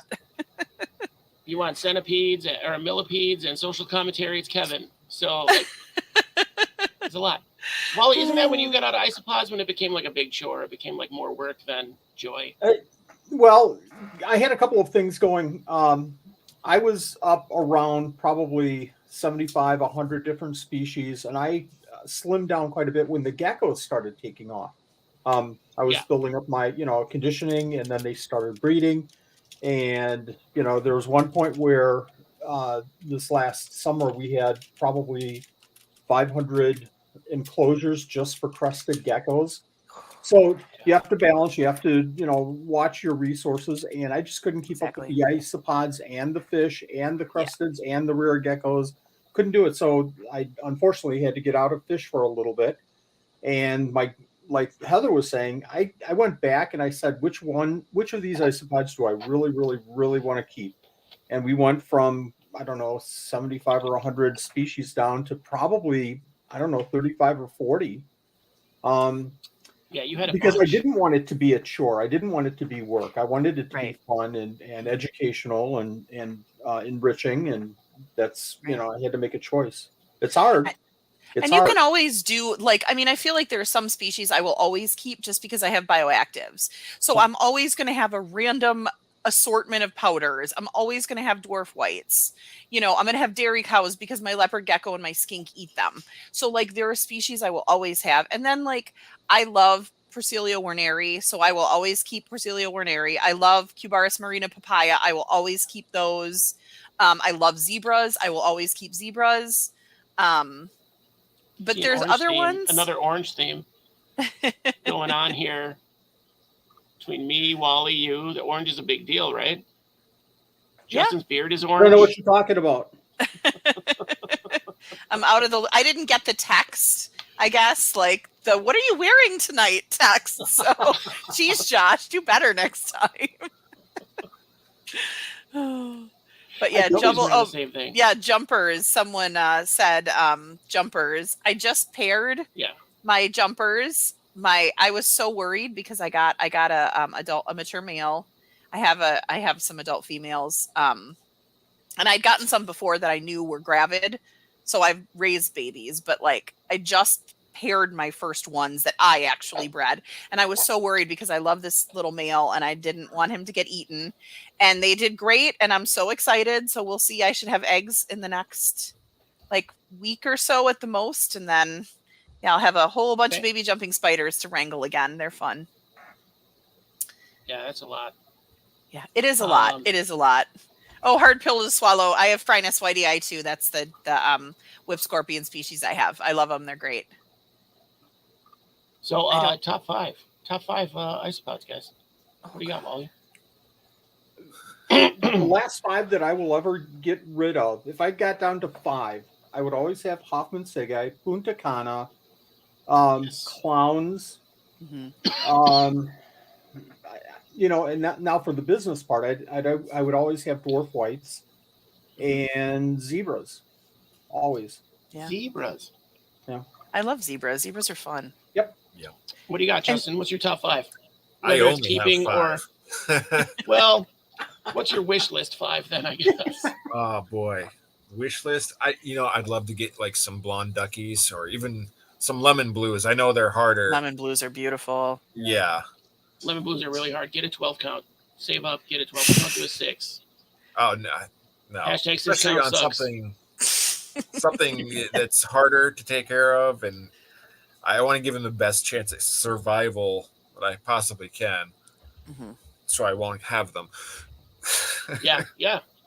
But I love the Jestroy. I just got clowns too. I'm waiting on them to start breeding. How many did you get?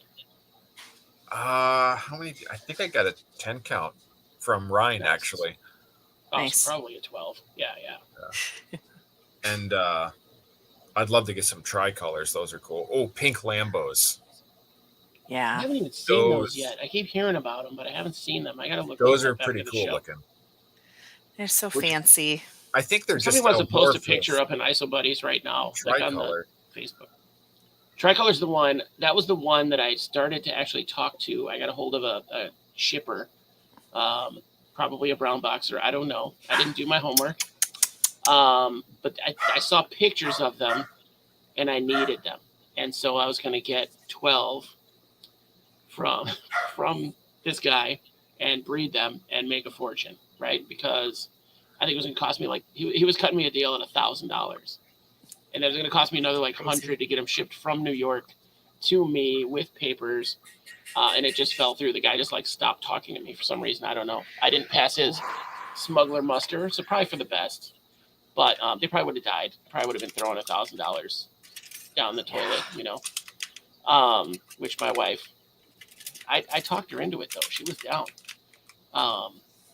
After a long conversation. Yeah. Yeah. Tricolors are the jam. I am getting Ember Bees. They're beautiful. That is going to happen Nice. soon. And I'm excited for that. I have to set them up arboreal. I heard they like to be up in stuff. So I'm going to set them up a bunch of branches and see what they do. Cool. Heather, what's your 5? Oh gosh. Okay. Well, I mean, I love papayas. I think they've got the sweetest little faces, and they breed like rock stars. They're easy care. Like I have easier time with those than I do with the regular marinas. So definitely those. I really like the Gestroy and I like the Zingers, but they're kind of like that's a morph. So I'll say that's 1. I'm cheating, and I'm putting two for the price of 1. I cannot get clowns to survive. I have tried like 3 or 4 times. I have given up on clowns. I'm over it with the clowns, and it bums me out because they're so cool. But I'm like, nope, it's not meant to be. Yep. Werneri, I love Punta Canas. I absolutely adore them because they're the so variety. Cool. And every time you open that enclosure or that tub, it is like a new, like, oh, I love that color. I love that color. And they're easy and like, that's a dream. And then, gosh, I don't know. I really like zebras too. Honestly, I think they're cool. I really like them because they're out. They're so bold. Like you can see them out moving around. They're not hidden all the time. Especially when you have 1,000 of them. Yeah, which happens in about 10 minutes. I have bad luck with all the giant Spanish species. Like I've had Sevilias 3 times and not been able to make them work. Hoffs I had once, could not get them to work. I love Expansus, but I'm terrified that I will kill them. So yeah, I don't want anything that I feel like I'm not going to be successful with, because it is at the end of the day, it's a living thing, and I don't want to like. You know, I mean, things happen, but I want to do the best I can to make sure that I can handle it. Like, I feel more confident getting dart frogs than I do getting some of the species of isopods that are out there. Hoffs.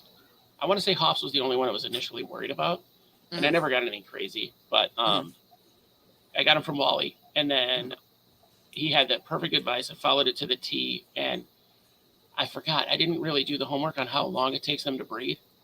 So I didn't have babies forever. Like they didn't have babies because you sent them all. They were fairly small, and then you sent Mr. Yucky, and he was huge. He sent me this huge old male. This thing was a monster, and I got him out, and my daughter's like, "Ooh, that's Mr. Yucky," and she was like 3. She was 2 or 3. That's 2. hilarious. I wanted to say she was 2. Wow. And so he was the mascot for a while, and then that ended, but. Mr. Yucky, he died pretty shortly after that, but he was really old, I think. But Wally sent him just so I could see in person. I've seen him even on your hand. I don't know what size hands you have, you know, like whatever. But he was huge. So Hoffs are on my list, even though mine crashed. I don't have them right now. I got to restock. Who knows the one I talk about all the time? The aficionados. Armadillo. No, that's on my list too. Yeah, that was I was just thinking when you were just talking, I'm like, oh, I have to add a 6th one to my list because those are fun. Wally knows. Parakeet? Yep, that's it. And that was a freebie. So my first order from Wally was the best. So I didn't do an unboxing because I wasn't doing videos at the time. But he sent Parakai as a freebie. I didn't know they existed. and immediately they were my favorite thing in the box. I don't remember. There were 4 species that I bought. I don't remember what the 4 species were. I don't remember what I bought was. The 5th species that I bought was powder blues. And Wally sent a ton of them. And I don't know how many I bought, but he sent like at least 25. And, get rid of the powder cup. blues. Right? Just take it. Someone wants these. Take a handful and throw them in. Right, So, exactly. Get a bigger box. The box. tragedy was, like, somehow in shipping, the container cracked. Oh, yeah, God. somehow in shipping, the container cracked in the box. And the box was sealed very well, which was good because when I opened it, I forgot powder about blues that. just came out. And my wife literally was like, what the? And your house is now bioactive. Congratulations. because I had just talked her into letting me get like bugs again, like on a serious level. And this happened. It was the second shipment I got. The first one was from Pod Solo. Mm-hmm. Then I hooked up with Wally, and the powder blues had gotten loose in the box. Oh, and of course, that's the one he sent a bunch of. So I opened the box, and it was like a movie. They were like, they probably chewed through the damn cup. Those things are like voracious. They're like, what, more food? My only concern was like, my wife doesn't need to see this. And of course, she's like watching me open the box. I didn't realize. She's like over my shoulder, like, what did you do? So she freaked out and ran. I do need some more Hoffs, Pill. I do need some more Hoffs. I need to adjust what I had them in because I had them in that. Do you guys remember that build I did of the Masters of the Universe tank? Mm-hmm. The He-Man tank? Yeah. Mm-hmm. So that thing had the open screen lid, and I know they like it dry, but it got too dry. And I was doing my regular maintenance, and I wasn't doing it enough. Like I was doing my maintenance that I normally would do for them, and they dried out. So it was totally and it really, like, I feel like people don't realize where you live and like the way your house is heated and cooled and everything makes such a huge impact. So you get a good groove down, and then the season changes, and all of a sudden you're heating when you were cooling before, or you're dehumidifying when you were humidifying before, and all of a sudden you lose a bunch of things because it's too dry or it's not dry enough. And that is that's where isopods are challenging compared to, like, I feel like with reptiles, you have a hygrometer in the tanks, you have your thing on your phone, you look at it, you spray it. But like with isopods, you get into this routine, and then all of a sudden you're like, wait, I just sprayed these 4 days ago and this is bone dry. And then with Hoffs, you're spraying one area like this big. Right. And the rest so the margin for error is nothing. Yeah, exactly. So I have it set up now where I think that little area is underneath is going to retain water way better. Mm-hmm. And it's literally a cup that I can take out and empty if I think it's getting like rotten or gross underneath. I mean, I'm definitely going to watch it a lot more, but I think I'm ready to do it again. So that's going to be I think any animal that you have eyes off more than you have eyes on, there is just so much more likelihood that something's going to go wrong. And unless you're so militant about checking on it on a regular basis, there's so much more potential for badness. So like, I mean, big breeders or even medium-sized breeders who have like Wally, you've got your geckos in bins, but you have a routine where you check them on a regular basis. But if you're like a hobbyist and you have something where it's like out of sight, out of mind, at least for me, ADHD brain, like it doesn't exist if I can't look at it. Which is why the stuff like the tiny things that I have, like my tiny little slings that I just dropped way too much money on for tarantulas that are literally like a quarter of an inch, like I have to have them on my desk so I don't forget they exist, because the margin of error for that is so tiny, So yeah, I mean, isopods, because they are in bins, you don't see them. Like if you've got something on in a space where you're going to see it every day, you're going to, hopefully be more like you can cut it off before something gets really bad. But and I think it's funny because when you start isopods, everybody knows, Justin, you're like the youngest pod keeper you're the youngest in a bunch of ways in this particular group. But you've only been keeping pods like relatively short amount of time. Like probably some of your originals are still alive. Yeah, so probably. I've only been in it like 3 years. Yeah. No, maybe not, but maybe not. I don't know. I don't know if they're that long lived, but you probably got second generation still alive. But when you first get them, I know I did it. I watched them all the time. Yeah. Like I was in their face. Pod TV, and I was man. Lucky. Mm-hmm. I was lucky because I got dairy cows, clowns, and something else were my first 3. The clowns all died off eventually. Nothing ever happened with the clowns. Yeah, that tracks.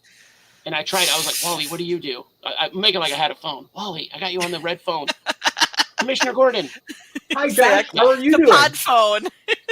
Wally's like, it's the commissioner. I got to take You this. got to put the pod light up in the sky, Yep. Russ's logo would make a great like bat symbol. It would make a great pod symbol. Yes. I got to make him a costume. He'd wear it. But anyway, you watch them and they don't breed. And every expert, every long-term breeder will tell you, like, leave them alone. Go in there once a week. Stop being creepy, man. Quit watching them. Stop creeping on them. And immediately, like within a week of you doing that, you've been staring at them for 3 weeks and nothing. Mm-hmm. The next week is when you get babies and they're everywhere. Every single one like explodes at once. And you're like, oh my God. And in my head, I like only open the bins like once a week to make sure everything was moist or what needed to be moist was moist. Check food, eggshell, all that. And then that was it. Once in a while, I'd pick out a bin and be like, oh, cool. Look at the numbers. Look at this. But after I started getting babies from not watching them, I don't know about you guys, but I was like, then I became like almost neglectful, like borderline neglect, because I was like, if I leave them alone, I'll get 1 million. Yeah. Then you wind up with too many. Species like that. Yeah.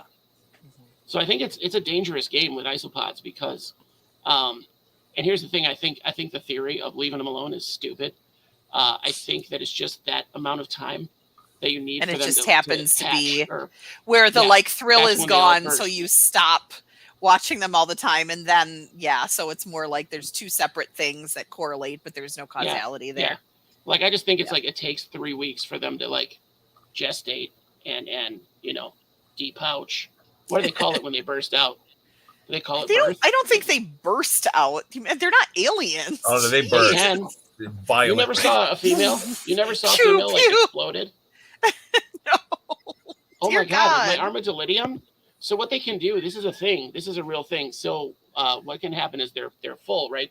Their pouch is full with babies, and they can get a shock. Like they can get like scared, and literally it'll just rupture, and all the babies take off, and the mom basically explodes. Like the pouch thing. What is it called? It's got a name. Marsupium. Yeah, the marsupium. Yep. Okay, all right.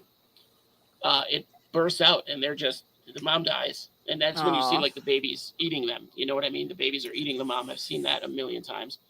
But anyway, I think I don't know what they extrude. What would somebody find out what that word is? Emerge. You know who would know? We should have Russ on here because Russ would know, and he would have the exact word for it, and it would be perfectly pronounced and spelled correctly, and he would know because that man is. I was going to ask Russ tonight. I'm sure he would have probably said yes, but I've been bugging him a lot lately, so I was like, let me just give him the night off. I'm sure he would have canceled stuff to be here, though. But I just, no offense, Russ. If you're watching this, it was for your own good. Josh knows best. Yeah, Sandy. I didn't finish my list. Yeah, Sandy, you're right. Mamas want the babies to have a chance to live. If they feel like they're in danger, they'll do that. They just, I don't know if they trigger it to like explode or what. But okay, so we got Hoffs, we got Paracai for sure. Paracai I'll have. That's my number one. I haven't gotten my Ember Bees yet, though. So Paracai are bold. They're awesome. Orange Koi, that was what you sent me, Wally. The Orange Koi are my favorite orange. Very nice. Yeah, good choice. I sold all of mine. I need to get more of those, too. I have lots of Orange Koi. They're great. I love them. They're so beautiful. What do we got? We got Hoffs. We got Paracai. We got Officinalis, which is Gordon. Yep. I'm pointing to the sticker that I don't have yet. Lost in the mail. Orange Scaber or Orange Koi Scaber. I need a fifth one, don't I?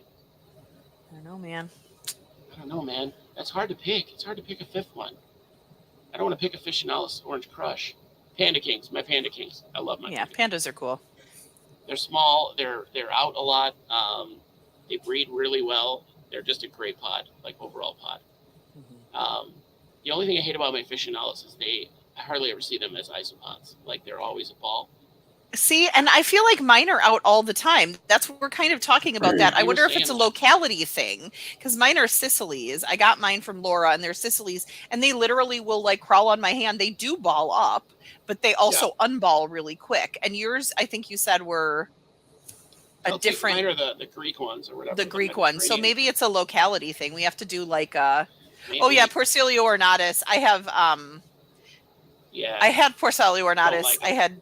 Those are I like those. My Mardi Gras that I got from Wally it's insane because like I ordered those. It was dumb of me to order them when I ordered them. It was like we had like this crazy heat wave like when I got them. So there was only like 5 of them made it. Yeah. And of that 5, I have 3 bins of them now. I have probably like 2,000 of them, Mardi Gras. They are the most incredibly prolific for me. And I'm like, I know people have had problems with them, but I'm like, I don't know, whatever is this area, this weather, they're doing great. I love them. They're great. They're such a cool color combination. I heard somebody saying that about meniscus. Like they just breed like crazy. They're like a skater. Yeah. But even the wild types don't breed as well because I have the wild types too. Yeah. And those they're prolific, but the Mardi Gras, I don't know. There's something about those genes that they're just like, we really like to make babies. Like, awesome. You keep going. Did you ever get any what's that? They're beautiful pods. Maybe they recognize that too, Yeah. You're lovely. Yeah. Did you get any of the BC maples? I haven't gotten any yet. That's the one that's been on my list forever. Like that one. And then I had some anemones, the Cubaris anemones, because Russ was talking about those. So I got some, but I think I just jumped the gun and put them in too big of an enclosure too quick. And I should have started with a small enclosure for them because I think I had like a 15 count. And now they're like scattered through the 6-quart bin. And I don't think they've found each other to make babies yet.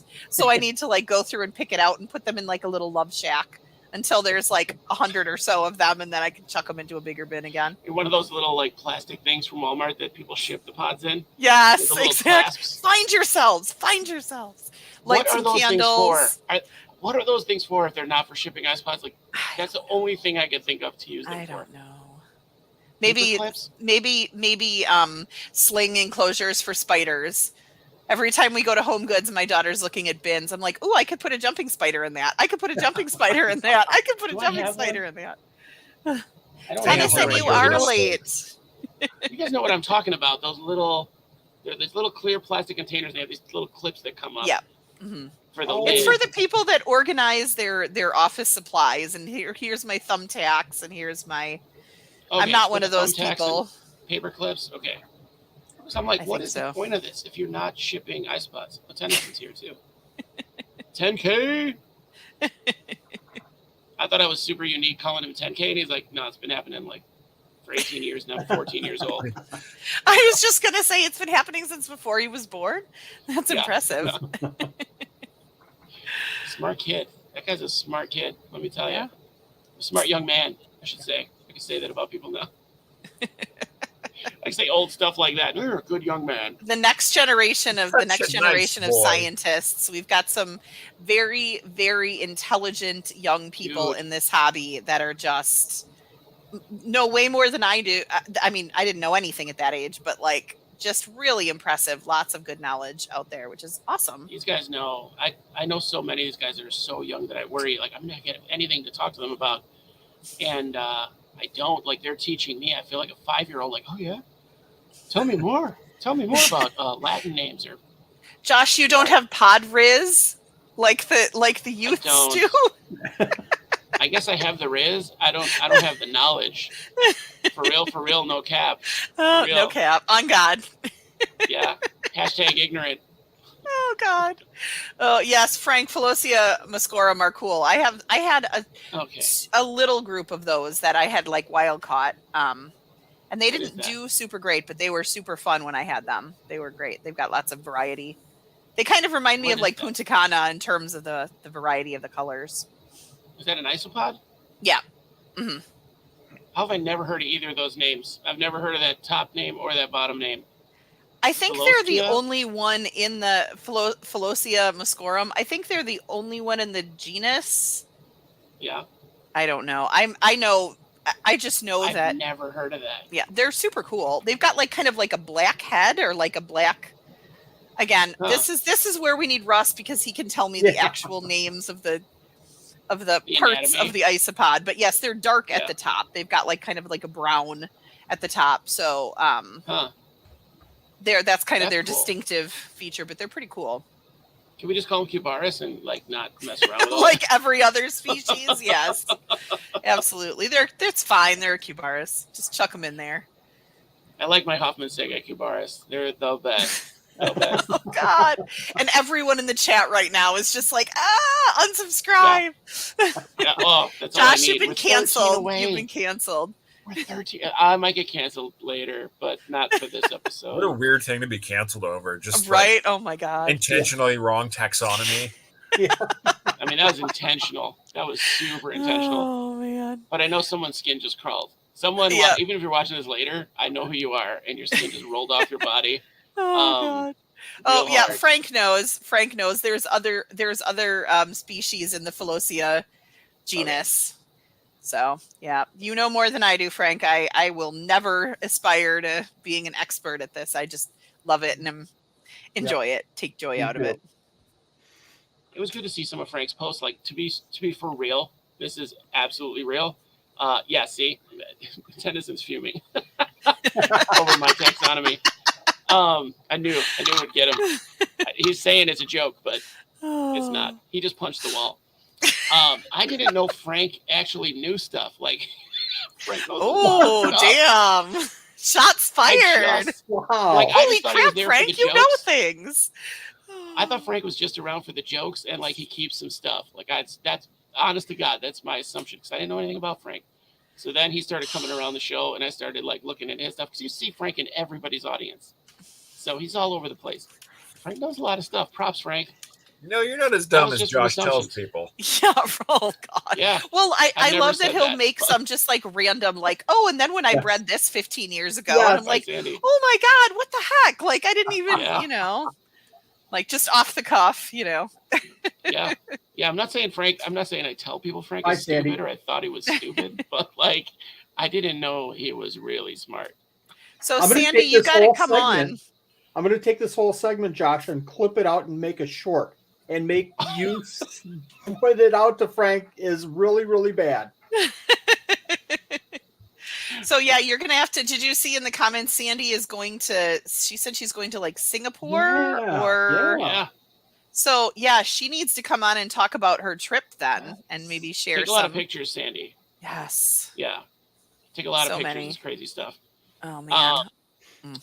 To close, I will ask you guys a question, a community question.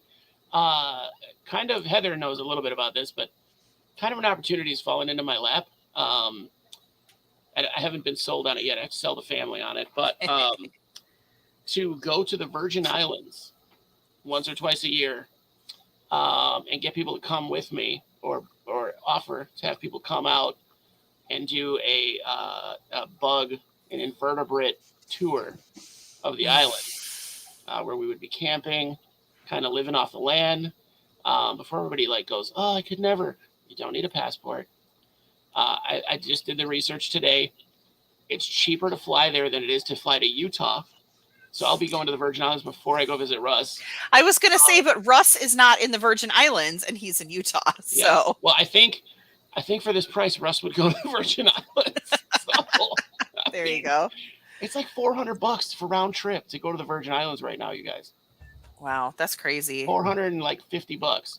So, yeah, that might be happening soon. That's a big opportunity. I can't say no to. I'm gonna have to really schmooze the wife. But I think it'd be a lot of fun. I think it'd be a lot of fun to be a part of that. So I don't know if you guys remember Carl Callwood, who's been on the show. He lives there. He's been there. Nice. He's a birther from Virgin Islands, or a native. I guess a native is better. I was going to say that has a whole different connotation to it. That is. So he's there, and he came up with this idea, and I was like, I misconstrued it. I was like, I could move there. Yeah, I could go live in the Virgin Islands. And he's like, no, dummy. Wait, no. That's not what I'm moving down here. Yeah, he straight up told me, he's like, No, yeah, he's like, you could not live on the islands. Like, it's a different lifestyle. We have power like half the year. Oof. Yeah, it's not great. Storms and all that stuff. Like, people think they can make it and they come back. So, yeah, I don't know. I'm soft. I don't think I'd make it. But for a week, could be a lot of fun. There's a lot of cool stuff on the Virgin Islands, you guys. Yeah. We just smash some cane toads. Yeah. Aww. They have cane toads? Yeah, they sure do. Everywhere has cane toads. They sure do for their sugar. Same reason that Hawaii has them, or and Australia for their sugar. And I'm all Googling which tarantula species are in the Virgin Islands. I bet there's spivicularias there. And I'm thinking cool geckos. There. Ooh, yes. geckos. Oh, well, we need geckos too. All the Yeah. micro geckos. I'm sure there's some spherodactylus there. Yes. You know me. I'm a sucker for the little guys. I'm not even going to look anything up. I just go start flipping logs and stuff. Right. Exactly. That's all you need to do. Yeah. So apparently Carl knows where everything is. There could be scuba diving involved. He's a scuba teacher and fanatic, and the man literally saved. He organized a whole group of people to save. We did the video to save Mandal Bay from being like destroyed. It's a fish nursery. It's a huge coral reef. Like, fish come from all over the ocean. They migrate to spawn there. Nice. So it's like an integral part of like the Earth's ecosystem. So that's who Carl is. That's who offered me this opportunity for some reason. So that's amazing. I'm that charming. So cool. But the wife's not really sold on it yet, but we'll see. So it could just be a lot bring of fun. your daughter along, and then your wife gets a vacation too. It's fine. Yeah. Dude, I totally would bring my kid. I totally Sure. would, and then leave her at a hotel. Like, here, you guys just take care of her. She can hang out with me. I am not a camper. Okay. I'll come and I will hang out at the hotel, and then her and I can go look for bugs and stuff on the hotel grounds, and you can come back and show me all the cool bugs that you got. That's perfect. My kid is the kid who needed a piggyback ride through Jewel today because she couldn't walk. She was too tired after school to walk in Jewel, and I forgot to get the cart. So I'm piggybacking her, carrying 2 gallons of milk, a couple other things under my arm, and I was just like, kill me. Like, it was just awful. And then she's complaining because I made her walk to the car. I can't, Dad. Life's rough, man. Life's rough. Worst pet ever.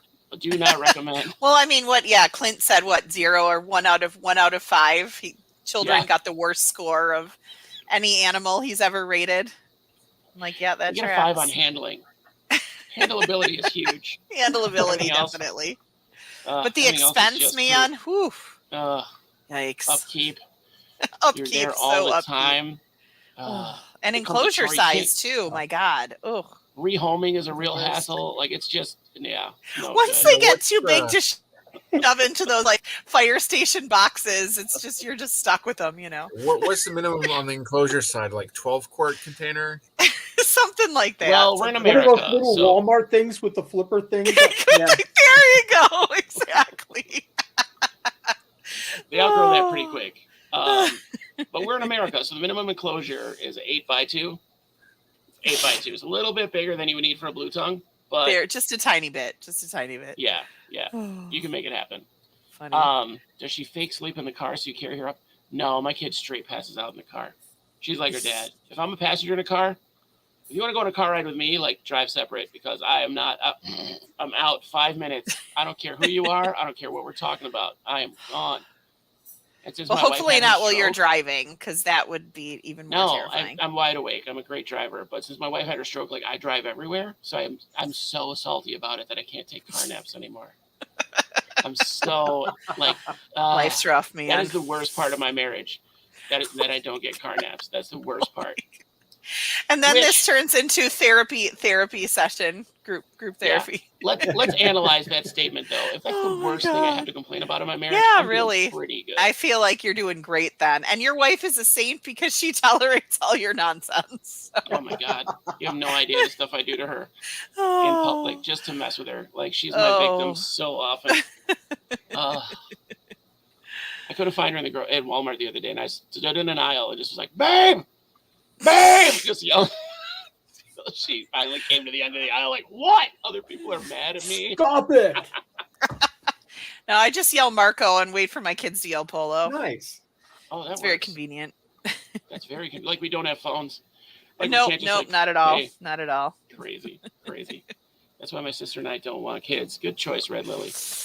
Yeah. This is my advice to everyone watching. I stand by this. If you made it to 35 and you don't have kids for whatever reason, like, enjoy your life. Just, you've made your choices. Just live your life.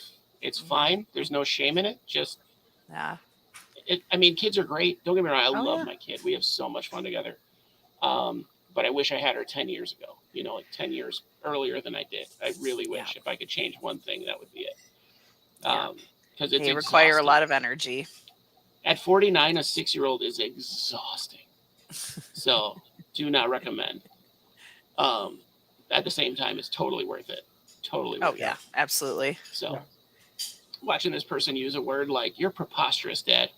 I almost spit out my drink. Like, what did you just say to me? I love I would it. be less surprised if she used the F word. So, like, well, she has. She has when she was little. My fault. 100% my fault. Shocking. I don't think anyone you needed to explain that, Josh. I think we probably got it from context. I got a call at work from her to come pick her up from daycare. We had this super Christian lady that was, I mean, in every word, I mean, specifically, she was super. She's awesome. Very Christian. So we had faith there, and the kids are playing cars. She was 2. She was 2 years old, you guys. Very, very vocal, very verbal. F word is fun. Yeah. It is fun when it comes out of a 2-year-old's mouth. It is. So they're playing cars, beep, beep, honk, honk. My daughter, beep, beep, honk, honk, vroom, vroom. Pick a effing lane. I mean, and it's much harder to deny that that's what she said when it's in appropriate context too. Sometimes you can be like, "Oh no, she's just pronouncing her F's wrong." It's like, but if that's the exact correct context to use it in, it's real hard to deny that that's what actually. Yeah, my kids definitely, and it's even better when you're the director of the preschool and your kid is saying that. That's always fun. I'm like, yeah, gosh, their dad. I just talk to him all the time about that. It's just. Geez, these kids. Dad watches sports. He loves right, definitely. Yeah. Man. Dads. 32-ounce deli cup can house a child for the rest of his life. Which would be pretty short if they're in a 32-ounce deli cup. Exactly.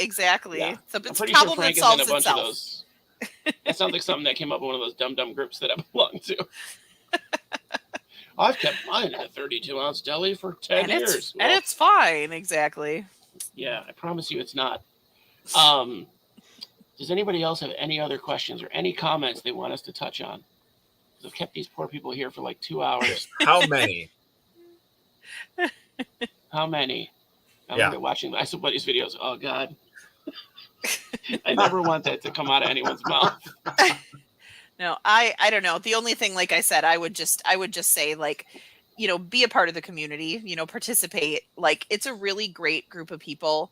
I think everyone is, and there's always drama in every hobby that there are people, but in general, let's not talk about leaf litter right now, Frank. Frank, damn it, Frank. It's a good community, and I think we all love to learn. So I really feel like, jumping in, and you don't have to know everything, but just asking questions. You're going to get good answers, and just participate. Like, take joy in the fact that there's like-minded people. There's a lot of people that don't have hobbies like that, and they're miserable. And I think we're all happier for having the community to be able to connect to. So I really think that's important. I personally don't use mosquito bits in anything to respond to Mantronic 79s. I avoid any sort of funky chemical stuff. My fungus gnats, even out on their own, I get a bloom at the beginning of bioactives and then they're gone. Yeah. I don't either. I don't see anything wrong with them. I've just never, I think it's a waste of effort.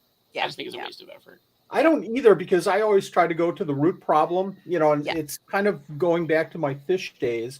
If there's, gnats or something, rather than trying to fix that problem, what's the root problem? There's got to be something else. Yeah. The why. Mm-hmm. Absolutely. Frank wants us to do a little dance. I don't know. It's awfully late. We were talking about the Batman show earlier. Let's do the the Watusi. There you go. Justin, why are you all just staring at us?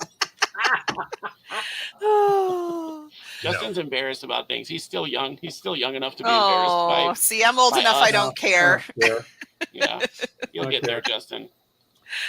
You'll get there. Maybe. Clip this. I'll clip that, Frank. That's a short. There you Yeah, go. Definitely. I need to learn how to do it because shorts are really helped me take off a little bit. Wally, kudos to you for being the tech guy. You're doing the TikTok, you're doing all the I'm like, he's got it down. You know how to do all that stuff. I'm like, I feel like I don't have an excuse because I think you're a little bit older than me at least. And so I'm like, he even has that weird voiceover lady that does like that, whatever that is, that voice thing that the AI voice, yeah. I need had to the conversation the first time he did it, and Wally's like, "What do you think?" And I was like, "Who's the lady?" Like, I had no idea it was a thing. I was like, "Why are you having a lady voice over your stuff?" I didn't know it was like a program, right? It's a program, isn't it? Yeah. Mm-hmm. Just AI voice. Here is a picture gecko. They live in the sand and eat It wasn't tiny that mealworms. bad. It wasn't, but it was like, it was not natural. It was weird. I'm like, is this lady off her meds? Like, what the hell is happening? Did you get her on Five or Fiverr? Is that the Fiverr? There you go. Said that and it was like, okay, I'm never, ever doing that again. Over my opinion. Like, and this is where my opinion came from. I'm so ignorant. Like, I don't know listen to Josh. He doesn't know what he's talking about. I don't know what I'm talking about at all. You know I don't like shorts anyway. I have to watch an hour-long video for my drive. There you go. You laugh every time you hear the AI voice. Yeah, there's like a guy and a girl, right? There's two of them now. There's all kinds of There's a bunch. There's a bunch. Yeah, you can do whatever. You can do whatever. I want to see if I can get ChatGPT to do fake advertisements. People using voice models of The Rock and Oprah and a bunch of other celebrities hawking their snake oil product, whatever it is. Yeah.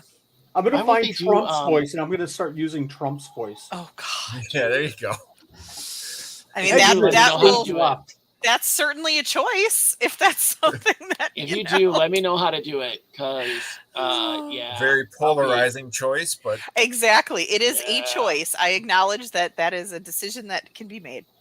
It could be really, really funny, Wally, but you probably will get death threats depending on how you go. How come my subscriber account just went down to 2?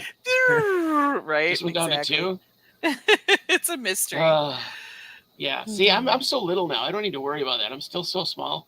I don't really care. But see, this is the time that you have to be careful because when you do get big, this is the time that people are going to go back and look at this stuff and find reasons why you're problematic. So you still have to be careful even when you're small. Nah, I think in 5 years, we're going to have such small attention spans that So like there was a mass shooting in Joliet last week.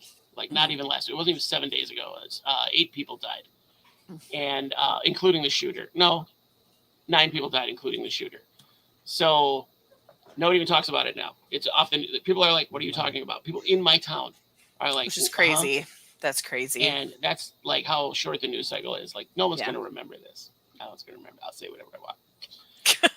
I'll keep doing shorts, and I'll keep putting it in front of everybody for you. There you go. Perfect. There you go. Perfect. You're welcome. That's great. Wally's a giver. He's a giver. My luck is I'll just get all the wrong people subbing to my account. Oh god. All the people think that's my content and just being that guy. Yeah, that'll be the people I get. Oh man. I'll be recounting Wally's isopods count. Yeah, you will. Elvis AI would be good. There you go. Who was I thinking of? Who's the guy who talks kind of like this? Christopher Walken? There you go. That's my awful Christopher Walken. That was either or the Count from Sesame Street. I don't know. That was a pretty bad. Who's the guy? Pretty bad. It's bad. Impression there. One dirty one old man. isopod. Yeah. But guys, stay involved in the community. Be bright definitely. lights. There's too many. I'm finding there's too many pieces of crap out there. So let's just overshine them. So let your light shine. Take that bushel basket off. There you go. Okay. Just Definitely. be the person you want to be. If you want someone to remember you being, I don't know, what's the phrase? Be all that be the you change be? you want to see in the world. Yeah, be all that you can be. There you go. Those are good. Justin, you got one? Don't do drugs. Stay in school. Eat a bug. Knowing like, is half the bug. battle. Yeah. Go, Joe. So funny. Go Go Joe. sports team. Yes. It's Yojo. It's Yojo. Oh, okay. Sorry. I watched She-Ra, not He-Man, and G.I.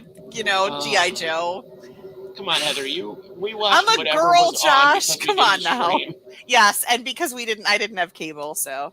But I did. People had a dial on their TV. Yes, I had my dial on my TV. Sorry, you had two dials. You had the main dial, then you had like the UHF. Yeah, the VHF dial. and the UHF. Yep. Yep. Absolutely. Yep. But if you could get in between some of the channels, you could see some pretty cool, pretty fuzzy stuff. Yeah. You know. If I squint and turn my head just a little bit to the side. Oh, just geez, move the rabbit ears ever so slightly. Exactly. Do you remember cable? Like, oh my God, this is bad to end the show on. But back in the day with cable. This is where Josh gets canceled. Yeah. This is the clip that in 5 years. Okay. Okay, go. Here he goes. Go. So back in the day with cable, you'd switch to channel. You'd be switching channels, and you'd have to kind of go past. If you were just using the arrow button, you'd have to go past channels that you weren't subscribed to. But 90% of the time, you got audio, and if you watched it weird, it would be like the graininess would kind of align, and you'd be like, "Oh, there was a boob." I was like 14 at the time. Yeah, 14, 15. That was a good time for me to be able to see a grainy, kind of negative image of a boob. Like, the negative. That was enough for me. That was enough for me through puberty. Like, oh, man. Yeah. You kids today, you don't know how good you have it. You have no idea. Maybe it's good. Maybe it's bad. You don't even have to try. At least I had to try. You had to shake your head like this. I think that's a great note to end it on. Beautiful. So, guys, be part of the community, just not that community. Next week, I don't remember what I have next week. I'll post it up. I honestly don't remember. There's so many things going on. What is next week? February 2nd or something? Mm-hmm. Yep. No, February 2nd is like Thursday. February 9th, February 7th, 6th, yeah. 6th. Well, I should know who it is. I don't. Anyway, is it the person that I talked to you about getting on the show? Have you talked to them? Tarantula Cribs? Yes. No, he won't return. Mo won't return my stuff. Mo, I'm gonna have to give him. I'm gonna have to give him some static, Mr. Mo. No, that's Mo. That's Mo. Okay. Richard is Tarantula Collective. He never returned my call, but okay. Well, then I will have to give him some. I'll bug him. But we are gonna have jumpers on. We're gonna have Joe from Joe Wilson to talk about our plants. Nice. We're gonna have the 20th, I think it is. The 20th, we're going to have a very special episode. It's in honor of my daughter's birthday. That's why we're doing it. Her birthday's the next day. But nice. It's going to be the exposing a lot of crap that happens to the ladies in the hobby and in the world. So I'm going to be joined by one of my temporary co-hosts, Nat Valentine. It's Valentine on Valentine's Day almost. That's awesome. It's like you planned it. Yeah, she's a tough woman. She doesn't care what people say to her or about her. So she's going to come on and be the face of women everywhere. So I think you're in good hands that way, ladies. But we're going to do, anyway, it's going to get deeper than that. But it's going to be real respectful and real serious, hopefully. So I'm going to try. But guys, we'll see you later. Thank you, 3, for coming on. Yeah. Sure always thing. A pleasure. I appreciate it. Wally, again. Thank you. And stay strong in the community. You guys are like kind of pillars. I always see you guys positive and helping people and at least directing them to the right place to be. So keep it up. All right. Well, have a good night, everyone. I'm just going to go out, all of us together. Yeah. Oh, she left.